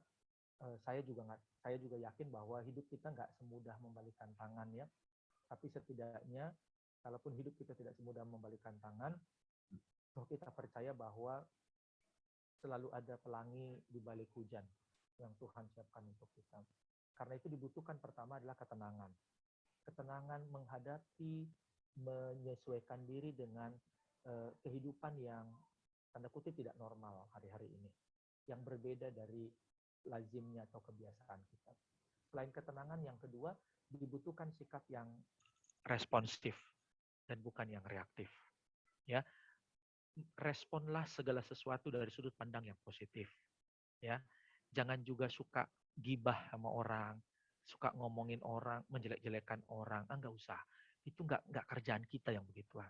Nggak ada untungnya buat kita. Ya, itu dihindari. Jadilah orang-orang yang responsif. Kalau ada berita-berita apapun juga selektif lah. Itu namanya orang responsif, bukan reaktif. Nah, yang ketiga juga yang paling penting, selain tadi kita belajar dari beberapa sikap hidup itu, biarlah hidup kita juga bisa menjadi inspirasi bagi banyak orang. Ya, keteguhan, ketaatan, loyalitas, kesetiaan kita kepada Tuhan harusnya itu menjadi inspirasi bagi banyak orang. Sehingga lewat hidup kita yang sedang terhimpit ini, misalnya sedang mengalami tekanan ini, ternyata bisa menguatkan orang lain. Ternyata bisa menjadi kesaksian yang hidup bagi orang-orang yang ada di sekitar kita. Tuhan Yesus memberkati firman-Nya. Demikian yang bisa saya sampaikan untuk teman-teman sekalian. Kita masih punya waktu untuk boleh berdiskusi, berinteraksi. Dan jika ada hal-hal yang ingin kita diskusikan atau mau ditanyakan atau ada hal-hal lain tadi yang di pertanyaan awal itu teman-teman ada yang baru bergabung tadi karena tidak ikut dari awal, boleh juga memberikan responnya. Saya kembalikan kepada MC. Terima kasih. Oke, terima kasih Pak Harapan.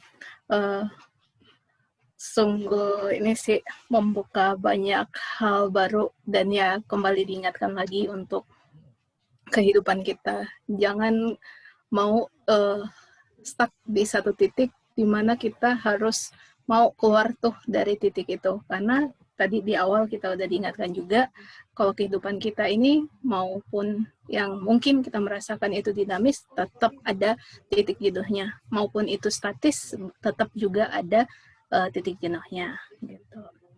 Mungkin dari teman-teman ada yang mau ditanyakan terkait penjelasan yang udah diberikan tadi.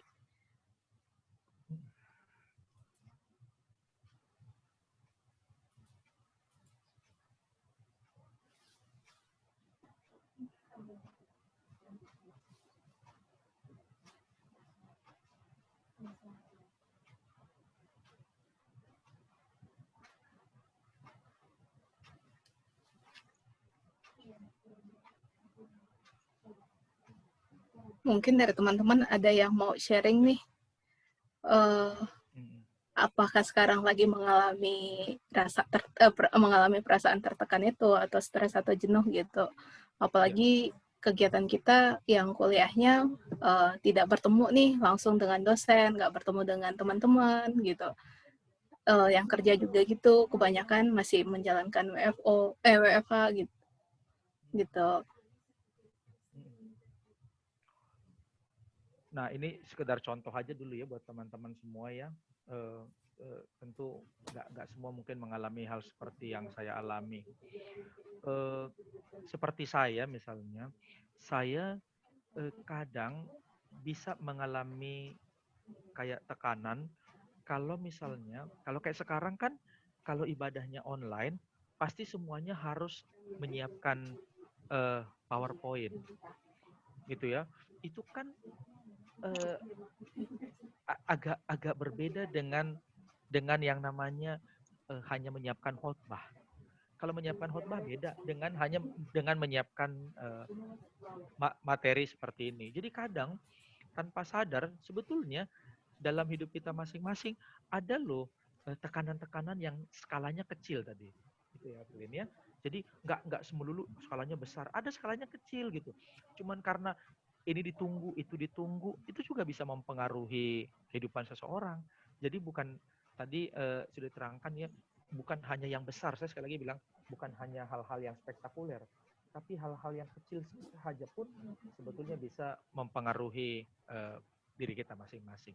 Itu aja sih tambahan pengalaman saya untuk teman-teman sekalian. Iya. Oke. Ya, ada teman-teman yang mau memberi tanggapan atau sharing, silakan.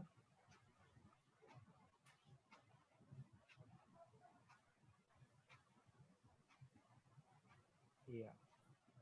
Oke. Nah, Mungkin dari saya ada pertanyaan nih, Pak. Ya, silakan. Kan kebiasaan kita ketika kita mengalami titik jenuh atau kita lagi stres gitu, terlalu banyak tekanan yang kita ini, masalah psikis kita biasanya kan berpengaruh juga tuh. Gimana sih Pak mengelola semua itu biar psikis kita nggak sampai terdampar gitu? Iya, ini realita sekali nih.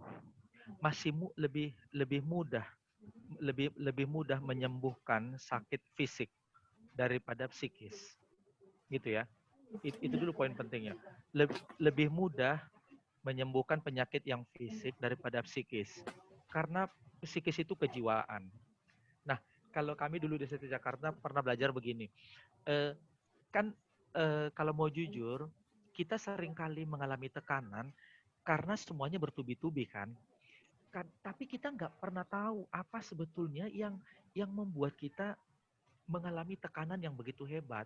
Jadi sebenarnya gitu. Jadi langkah pertama apa? Tadi udah ada kalimat berdamai dengan diri sendiri. Berarti cara yang kedua adalah apa? Temukan dulu apa yang menjadi persoalan kita. Temukan apa yang agak berisik tadi suaranya. Temukan apa yang membuat kita mengalami tekanan dalam hidup. Karena nggak sama. Kadang gini, kita menganggap bahwa yang ini tekan, yang itu tekan, yang itu tekan. Akhirnya kan nggak selesai. Karena itu mulai dulu menginventarisir hal-hal apa saja sebenarnya yang membuat kita stres.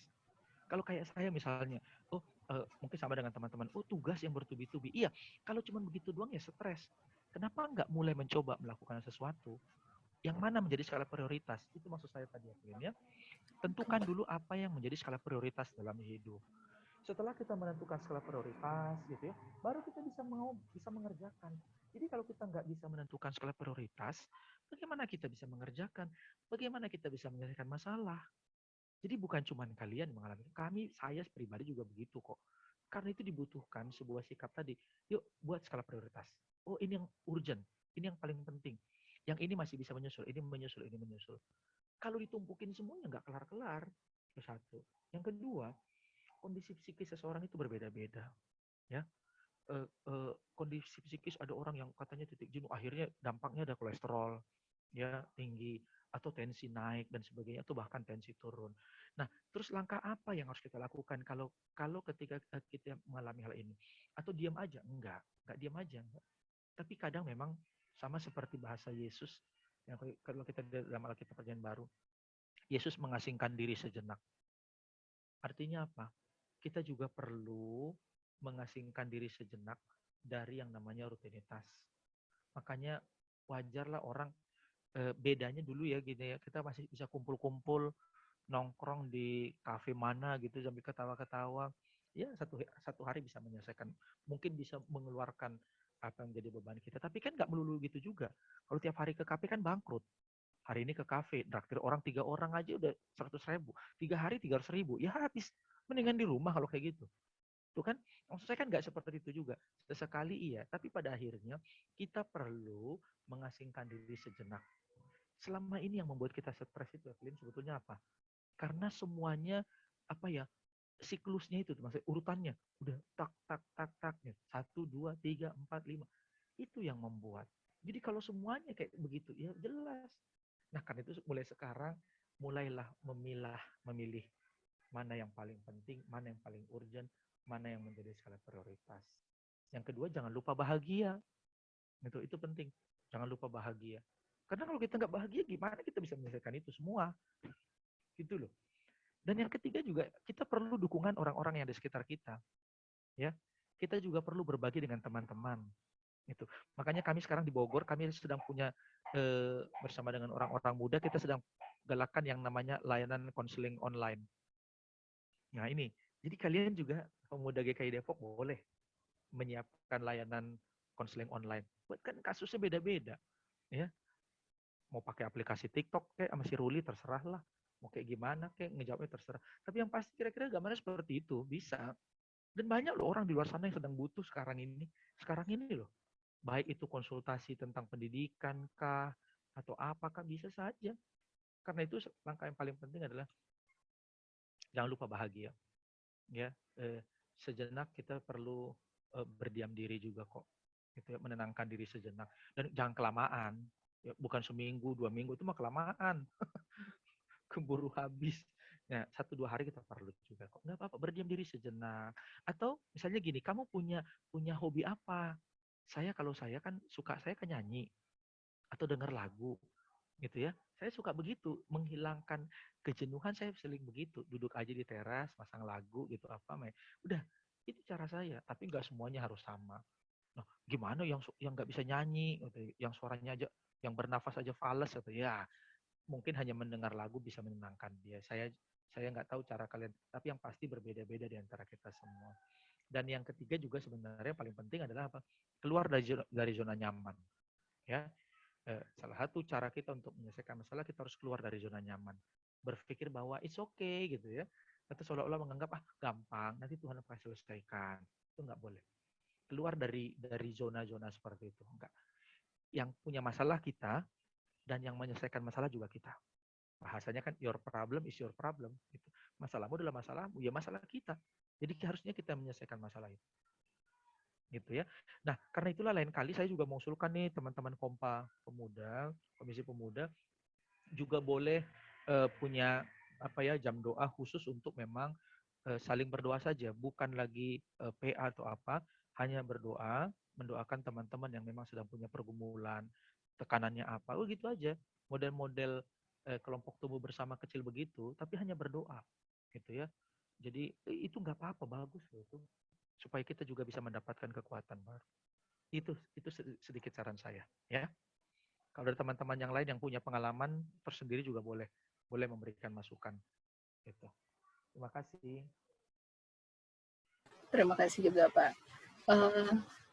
Kita masih open untuk discuss-nya kurang lebih 10 menit lagi. Apabila ada teman-teman yang mau ditanyain atau mau sharing, silahkan gitu.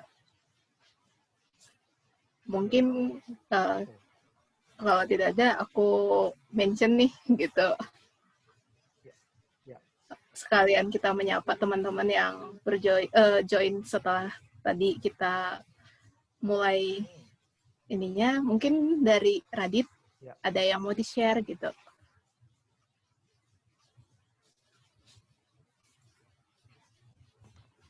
Ya boleh Kak. Apa suaranya terdengar kan ya Kak? Ya, kedengeran Ya, kok. kedengeran Radit. Mungkin sih buat akhir-akhir ini mungkin ya semuanya karena COVID juga kali ya. Jadi karena COVID ini tuh kayak suka jenuh aja gitu Kak. Kan aku kan baru maba ya, baru kuliah semester pertama kedua gitu, udah online gitu, udah jenuh aja, stres aja gitu kan. Apa-apa itu eh, serba online gitu. Jadi susah juga buat ngerti gitu loh, ngerti materinya gitu. Jadi suka stres sama jenuhnya itu mungkin kadang di situ sih Kak. Kalau apa namanya akhir-akhir ini gitu. Itu sih Betul. Kak mungkin. Kalau buat apa namanya gimana cara ngatasinnya sih mungkin bisa apa belajar bareng gitu sama teman-teman, tapi itu juga nggak enaknya itu belajar bareng itu nggak bisa tatap muka langsung gitu. Jadi ini teman-teman barunya ini juga apa namanya belum ketemu secara langsung gitu, belum ketemu secara apa offline gitu, baru lewat layar laptop gitu Online Kak. juga. Jadi ini juga sih apa namanya nggak bisa kenal secara deket gitu. Itu aja sih Kak mungkin kalau sharing dari aku buat mungkin masa buat akhir-akhir ini. Tapi tetap percaya aja, semoga ini pandemi bisa cepat berakhir dan Tuhan bisa memberikan yang terbaik buat kita semua. Thank you sharingnya Radit. Oh, Iya, sedikit buat Radit boleh? ya, Jacqueline? silakan Pak. Oh iya silakan Pak. Waktu kami ada webinar, ada seorang psikolog pernah dia bicara begini, kan bukan cuma kalian yang mahasiswa yang mengalami ini ya, anak-anak sekolah pun ya, dari TK, SD gitu ya, SMP, SMA, saya juga lihat anak-anak saya tuh jenuh banget, stres mereka, dan ada juga yang nggak mau belajar. Ternyata gini yang perlu diingat buat kita semua, esensi dari belajar online, belajar dari rumah karena pandemi COVID ini adalah apa? Tujuannya untuk mendekatkan ikatan kekeluargaan, itu pertama. Yang kedua, membangun semangat literasi, Radit. Jadi ternyata cara untuk mengatasi kejenuhan tadi yang kamu alami, salah satunya itu perlu diingat bahwa tujuan dari BDR ini karena pandemi COVID, pertama rupanya untuk mendekatkan kita dengan keluarga. Jadi agak beda. Pernah lihat nggak sih ada orang kumpul di ruang tamu semuanya belajar? Lihat nggak? Semua dengan laptopnya gitu ya. Nah itu nilai-nilainya seperti itu. Yang kedua untuk Radit, itu tadi membangun semangat literasi, membaca buku. Jadi saya sangat mengerti lah kita semua yang sedang berada di titik jenuh karena pembelajaran online yang terutama yang mahasiswa ya, yang kerja kan juga gitu kerja. Belum lagi kalau jaringannya lelet, aplikasinya lagi apa lagi gitu. Dan ternyata dampak sisi lainnya adalah kita diajar untuk banyak membaca gitu ya, banyak membaca. Bukan membaca status orang, bukan, tapi membaca buku. Itu sebetulnya dampaknya. Nah, semoga Radit juga nanti bisa meminimalisir potensi titik jenuh tadi dengan kedua hal tadi. Memang caranya gimana? Belajar kelompok. Ya, tapi belajar kelompoknya online juga ya sama aja. Nggak ada bedanya. Ya kan? Apa bedanya dengan kuliah online dengan belajar kelompok tapi online ya sama aja lah gitu.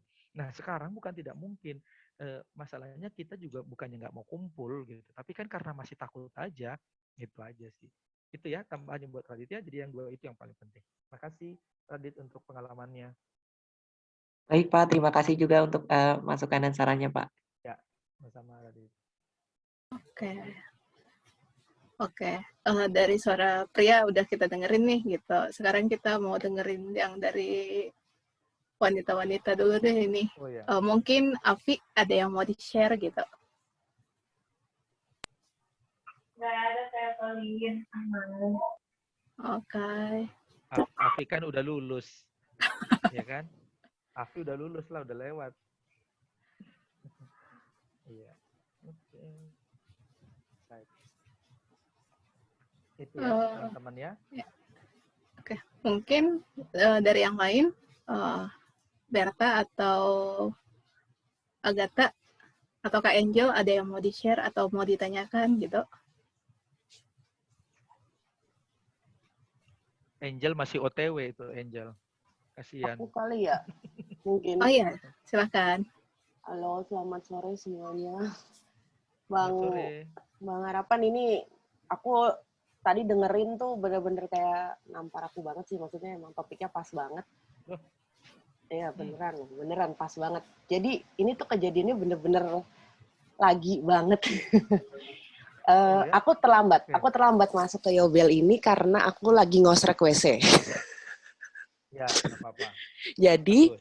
aku ngosrek WC karena aku lagi bete. Hmm. Jadi salah Lagi bete satu kerja ya? iya, Bagus. jadi tadi tuh aku diingetin sama Ruli, KBR ikut. Terus kayak, Ruli sorry baru selesai ngosrek WC. Itu beneran kejadian Bang, karena aku Iya. udah kayak lagi persis yang tadi Bang Harapan bilang gitu, maksudnya semuanya tuh udah lagi statis gitu-gitu aja, terus tekanannya juga monoton, dan kemudian statement Bang Harapan yang bilang ya harus keluar dari zona nyaman, dan itu jujur aja belum aku lakuin gitu loh. Maksudnya Oke. tadi pas lagi Bang Harapan bilang keluar dari zona nyaman tuh kayak iya juga gitu. Dan ternyata ngosrek WC adalah hal paling mudah yang paling dekat yang bisa aku lakukan di rumah gitu. Betul. Jadi mungkin buat teman-teman yang lain, apapun tekanannya, hal-hal kecil kayak bebersih rumah atau ngosrek WC atau ngerapihin lemari. Karena aku orangnya jujur aja tuh messy banget, berantakan banget. Jadi ketika aku udah ngerasa aku udah pusing banget, semuanya udah tekanannya tinggi, itu aku biasanya itu ngosrek WC, ngosrek kamar mandi, dan juga ngerapiin lemari. Sesimpel itu. Bagus. Cuma memang yang keluar dari zona nyaman itu memang jujur belum aku lakuin karena memang gak semudah itu mungkin ya. Maksudnya kita sama-sama tahu teorinya gampang, teorinya harus keluar dari zona nyaman, tapi untuk melangkah keluar dari zona nyaman kan ya butuh effort, energi, proses, dukungan juga dari orang-orang di sekitar kan, dan itu bukan hal yang gampang. Aku bener-bener baru banget ngosrek WC karena dari seminggu kemarin aku udah berat banget. Yaitu tadi udah kayak oh iya ya Yobel ya udah ikut lah sih Bang Harapan ngomongnya pas.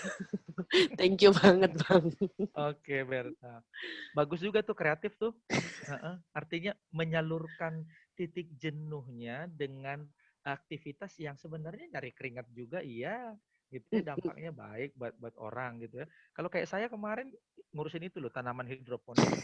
Saya tuh karena senang banget saya ngeliat GKI Depok punya tanaman hidroponik, akhirnya saya cari orang untuk ngajarin.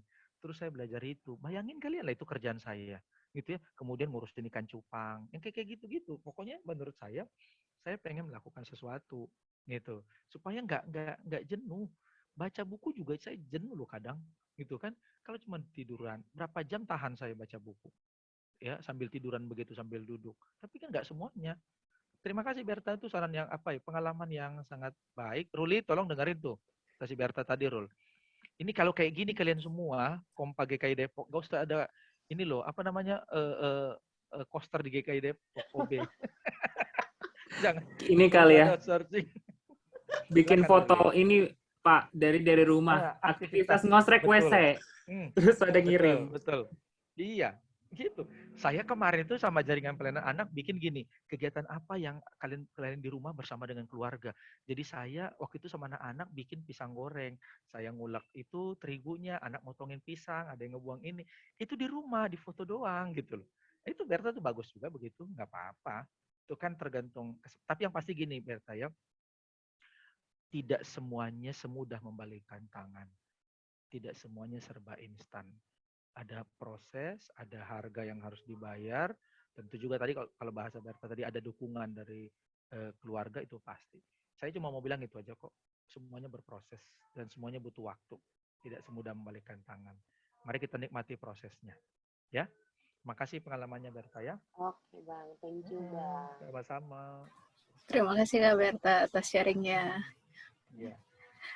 Mungkin ada satu lagi deh, kita tampung terakhir kalau misalnya ada yang mau sharing lagi nih gitu. Ternyata kalau sharing kayak gini seru juga nih, karena kita udah lama nggak ketemu, terus kita nggak tahu nih apa aja yang udah kita alamin kayak gitu. Iya, betul. Kalau ada yang mau sharing, masih open nih gitu.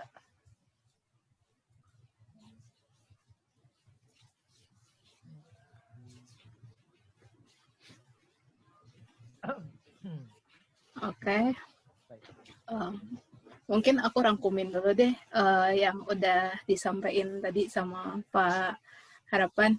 Dari awal kita mulai untuk pendalaman firman-Nya, di mana kita diingatkan lagi bahwa hidup kita ini pasti bakalan ketemu dengan titik jenuh itu dalam kondisi apapun tadi gitu.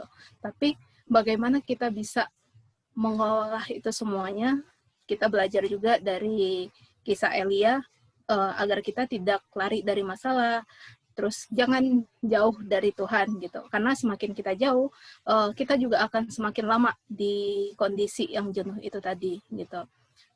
Jangan mengikuti keinginan depresi kita yang berkepanjangan, karena apabila kita mengikuti atau mengalami depresi yang berkepanjangan itu tadinya, kita nggak akan mampu melihat tujuan Tuhan. Apa sih tujuan Tuhan dalam hidup kita gitu. Yang selanjutnya itu kita harus berani untuk mereview kembali tujuan hidup kita gitu. Dan mungkin ya apa yang kita udah jalani, apa yang sedang kita jalani agak melenceng nih dari tujuan hidup kita yang udah kita tetapkan di awal gitu. Tapi nggak apa-apa, kita lakukan review untuk memperbaiki itu kembali. Yang selanjutnya itu percayalah nggak ada jalan buntu kalau kita udah menaruh kehidupan kita itu di dalam rancangan Tuhan gitu. Dan yang tadi mungkin poin yang lebih gampang kita ingat, dimension 3I, di mana kita harus memiliki integritas dalam hidup, kita harus memiliki inovasi dalam hidup juga, dan kita harus bisa menjadi inspirasi dalam kehidupan, kayak gitu. Dan yang catatan yang paling penting itu, mari kita menciptakan diri kita menjadi manusia yang responsif, bukan reaktif gitu. Di mana kita bisa mencari solusi untuk masalah kita juga bisa memikirkan jalan keluarnya gitu. Jadi kita bisa menciptakan versi lebih baiknya kita lagi. Kalau menurut saya sih seperti itu gitu. Dan kita harus menyadarin hidup kita ini adalah berkat dari Tuhan. Jadi jangan terlalu terpaku dengan masalah, nggak apa-apa kita ngambil waktu tenang sendiri, sejenak untuk menikmati lagi berkat Tuhan itu. Mungkin kita butuh nge-refresh kembali berkat Tuhan itu, gitu. Dan yang selanjutnya itu kita harus utamakan dan andalkan pemeliharaan Tuhan, supaya hidup kita bisa kita rasakan dan bisa lebih kita nikmati lagi. Dan yang terakhir itu kita harus kembali bangkit dan memulai untuk melakukan sesuatunya. Sesuatu itu tadi ya bisa kita mencari solusi, atau kita bisa cerita ke orang, atau kita melakukan hal-hal yang pasti kita harus memikirkan kita harus bahagia, dan juga kita harus tetap menerima dukungan dari orang-orang di sekitar kita. Gitu. Overall itu sih yang bisa aku rangkum dari pembahasan kita hari ini. Gitu. Oke.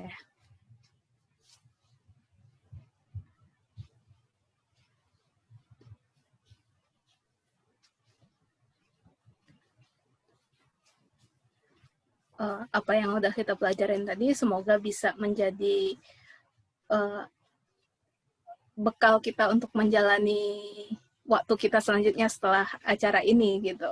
Dan semoga di next time ketika kita ketemu juga kita bisa, oh aku baik-baik aja kok setelah mendapatkan inputan, dan aku semakin diperkaya kok. Aku nggak mau menjadi seperti Elia yang kelamaan lari dari masalahnya, tapi aku mau mengikat diriku dengan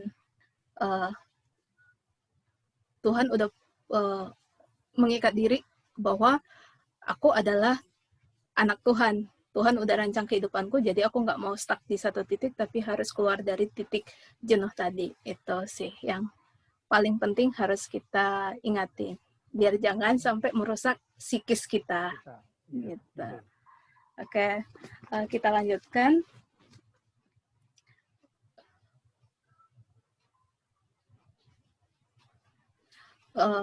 Selanjutnya kita masuk ke sesi polling. Oke, mungkin buat Ruli, bisa dibantu untuk share pollingnya. Oke, thank you Apelin. Teman-teman sekalian, nanti di layar Zoom akan muncul 5 buah pertanyaan yang sudah disiapkan oleh pengurus.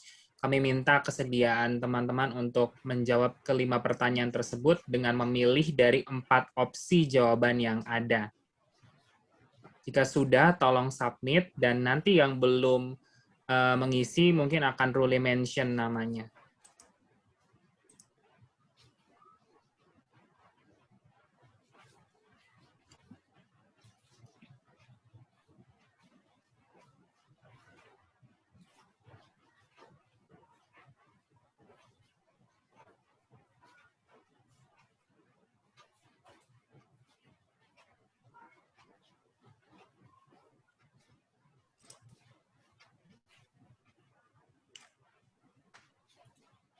Oke, sudah 3 orang yang mengisi. Sudah 6 orang sekarang.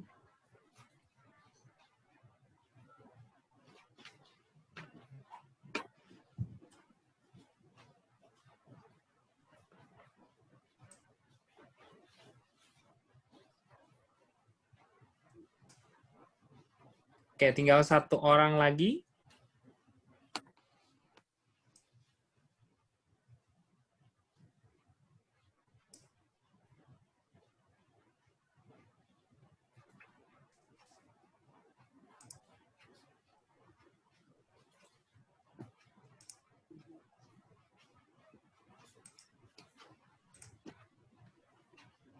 Oke, thank you teman-teman. Aku kembaliin ke Apelin ya. Oke, thank you Ruli. Oke, selanjutnya kita akan ada sesi foto bersama nih gitu. Jadi buat teman-teman yang lagi off kamera bisa di-on-in sebentar untuk kita foto bareng. Gitu. Mungkin Kak Berta bisa di-on-in kameranya, Gilang.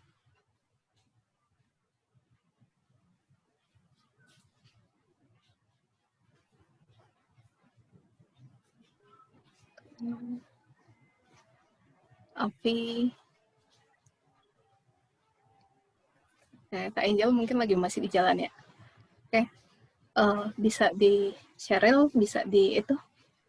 Oke. Sebelumnya mau minta tolong ke Kak Amsal untuk screen share-nya matiin dulu supaya bisa. Oke. Oke, Kak Berta bisa nyalain kameranya? Halo Kak Berta. Oke, yaudah. Baik, teman-teman, kita mau foto bersama. Aku hitung 1, 2, 3 ya. 1, 2, 3. Foto lagi, sebentar ya. Hitungan 1, 2, 3. 1, 2, 3. Oke, makasih teman-teman. Oke, thank you Cheryl.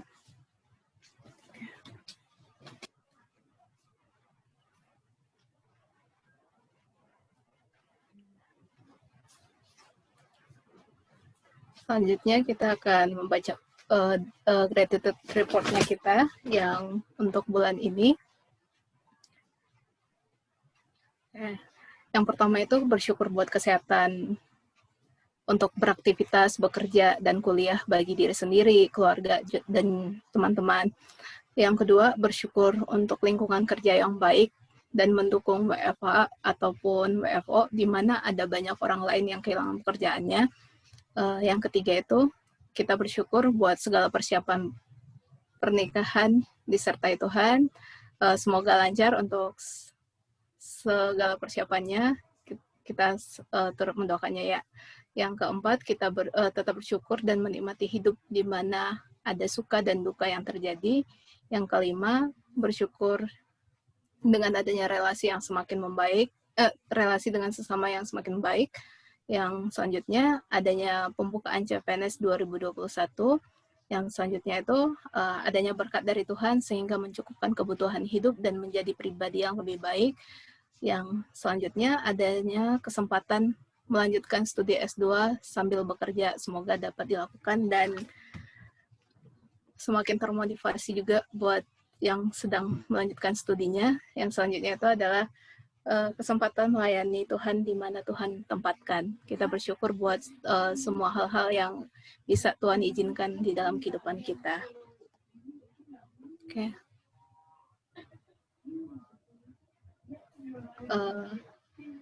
Nggak terasa nih, kita udah berada di penghujung acara. Kita akan menyanyikan lagu pujian Apapun Juga Menimpamu dari Kidung Jemaat 438. Selanjutnya akan ditutup dengan doa penutup dan juga doa syafaat dan juga doa berkat oleh Pak Pendeta Harapan. Dan kita lanjutkan dengan Bapak terima kasih.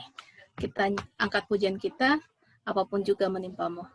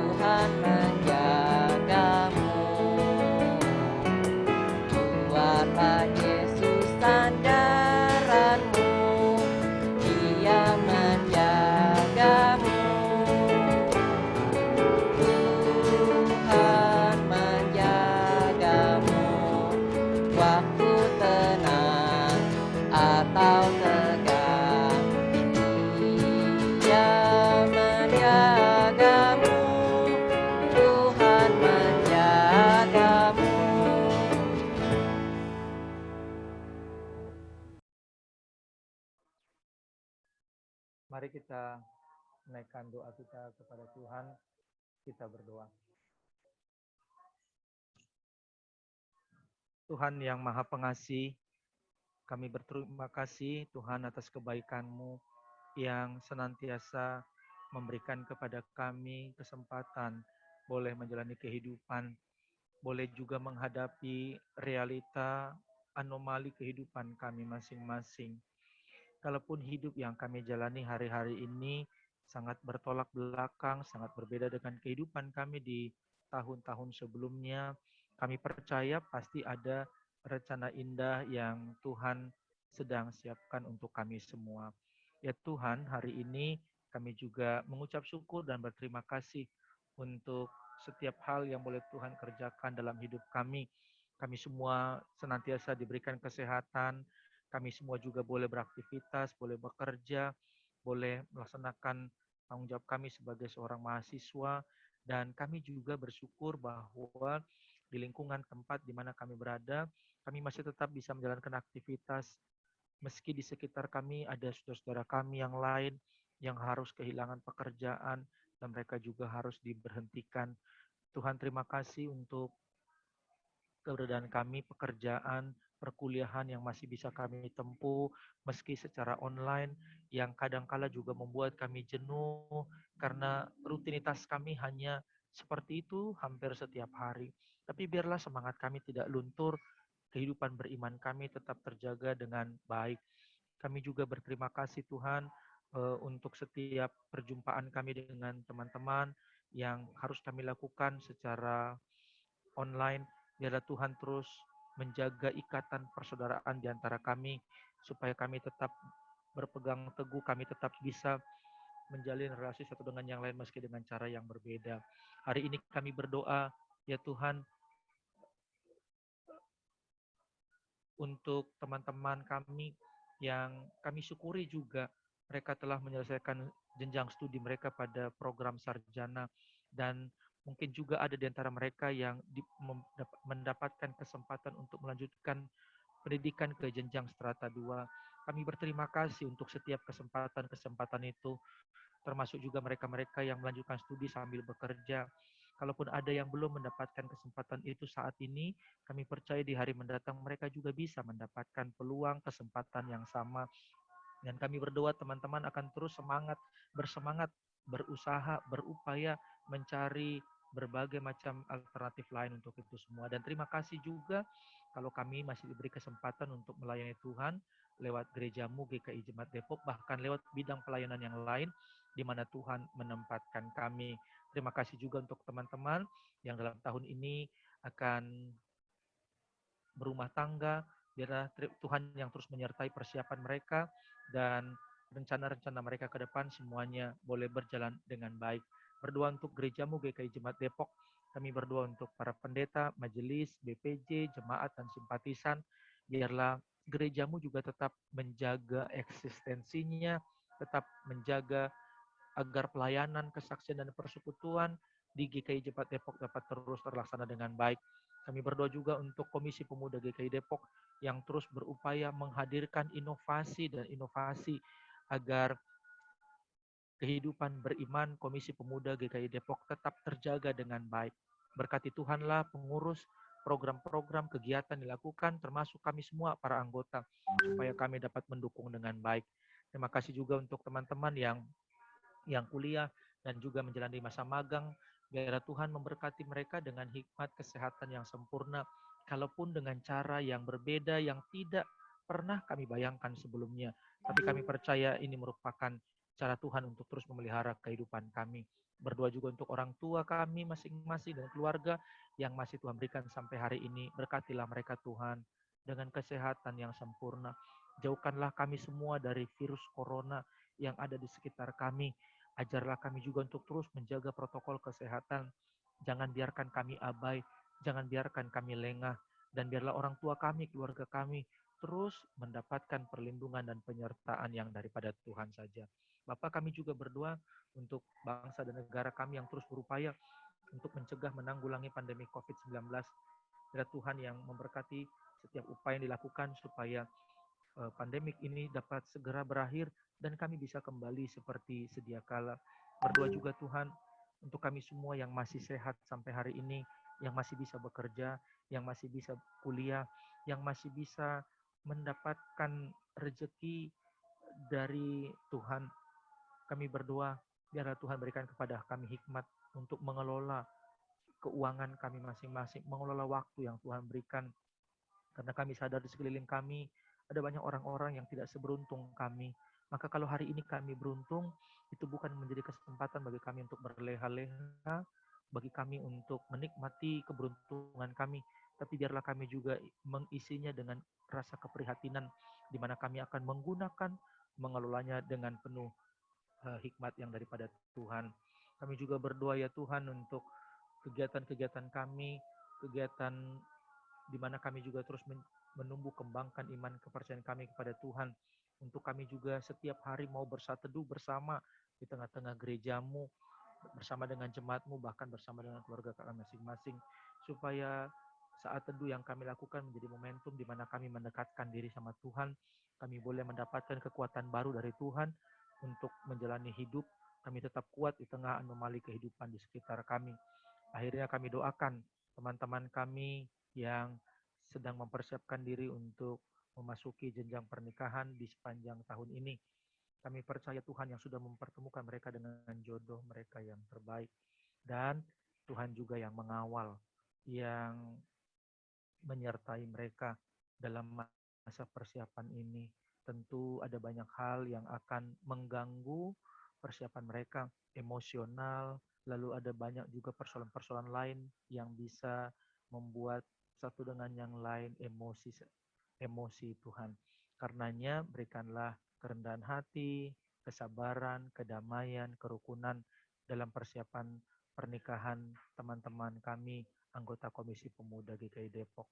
Kak Rio, Kak Visara, Daniel, Ira, Kak Berta, dan Kak Joan yang sedang mempersiapkannya. Tuhan cukupkan segala kebutuhan mereka. Dan kami percaya berkat rumah tangga yang daripada Tuhan itu jauh lebih penting daripada seremoni-seremoni yang akan kami lakukan di hari-hari mendatang.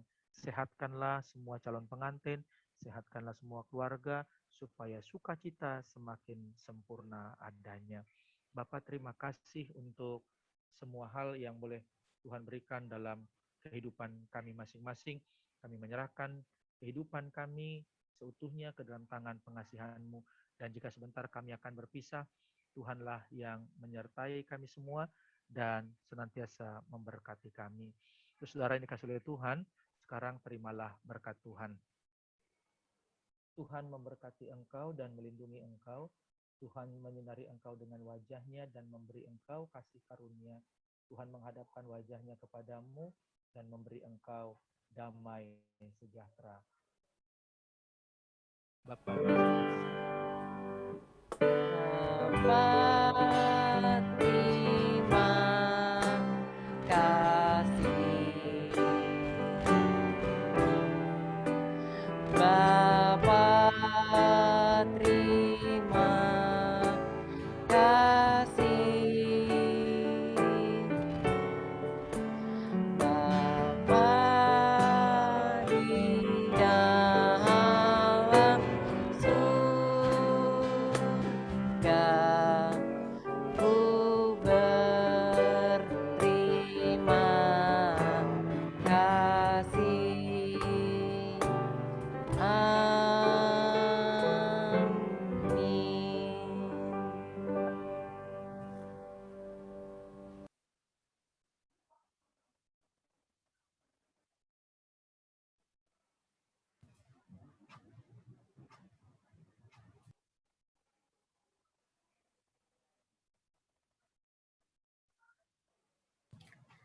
Terima kasih buat semuanya yang udah menyempatkan waktunya di kegiatan Yobel kita kali ini. Semoga di lain kesempatan kita bisa sama-sama kembali lagi untuk mempelajari firman Tuhan lagi. Saya kembalikan ke panitia penyelenggara.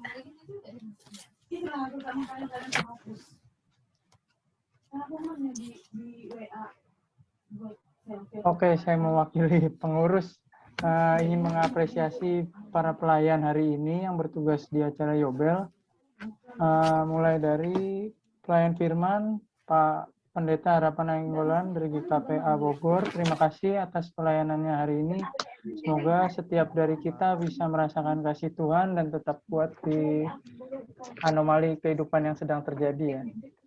Lalu untuk pelayan Yobelnya, mulai dari MC, Evelyn, song leader Radit, gitaris ada James, kahonnya ada Louis, pianonya ada Ike. Terima kasih atas pelayanan kalian pada Yobel ini. Semoga Tuhan Yesus memberkati kita semua dan saling bisa support untuk acara Komisi Pemuda selanjutnya. Lalu untuk acara pemuda selanjutnya ada di minggu depan, yaitu kita akan melakukan persekutuan pemuda dengan tema mewujudkan GKI yang berbagi ruang. Ini minggu depan, Minggu 6 Juni, jam 4 sampai jam 5. Habis itu dilanjutkan kompak, kelompok pemuda berdampak, di mana pembicaranya yaitu Pendeta Ivon Uneputi dari GKI Bekasi Timur. Untuk acara Yobel sudah selesai. terima kasih atas kehadirannya. Semoga setiap dari kita merasa kuat di tengah anomali ini dan bisa beraktivitas seminggu ke depan seturut dengan kehendak Tuhan. Untuk para pelayan dan pengurus, dipersilakan untuk tetap tinggal di ruangan Zoom. Untuk para jemaat bisa meninggalkan ruangan Zoom. Terima kasih teman-teman. Sampai jumpa kembali. Terima kasih. Ya. Tuhan berkati semuanya ya. Terima kasih. Terima Ya, kasih Bang sama-sama. Harapan. Iya, Tuhan berkati semuanya ya. Tuhan Izinnya berkati itu juga, Pak. Ya, silakan, Ya, Pak. terima kasih. Thank you Pak Harapan. Ya, Terima kasih, Pak sama-sama, Harapan. Li. Ya, sama-sama.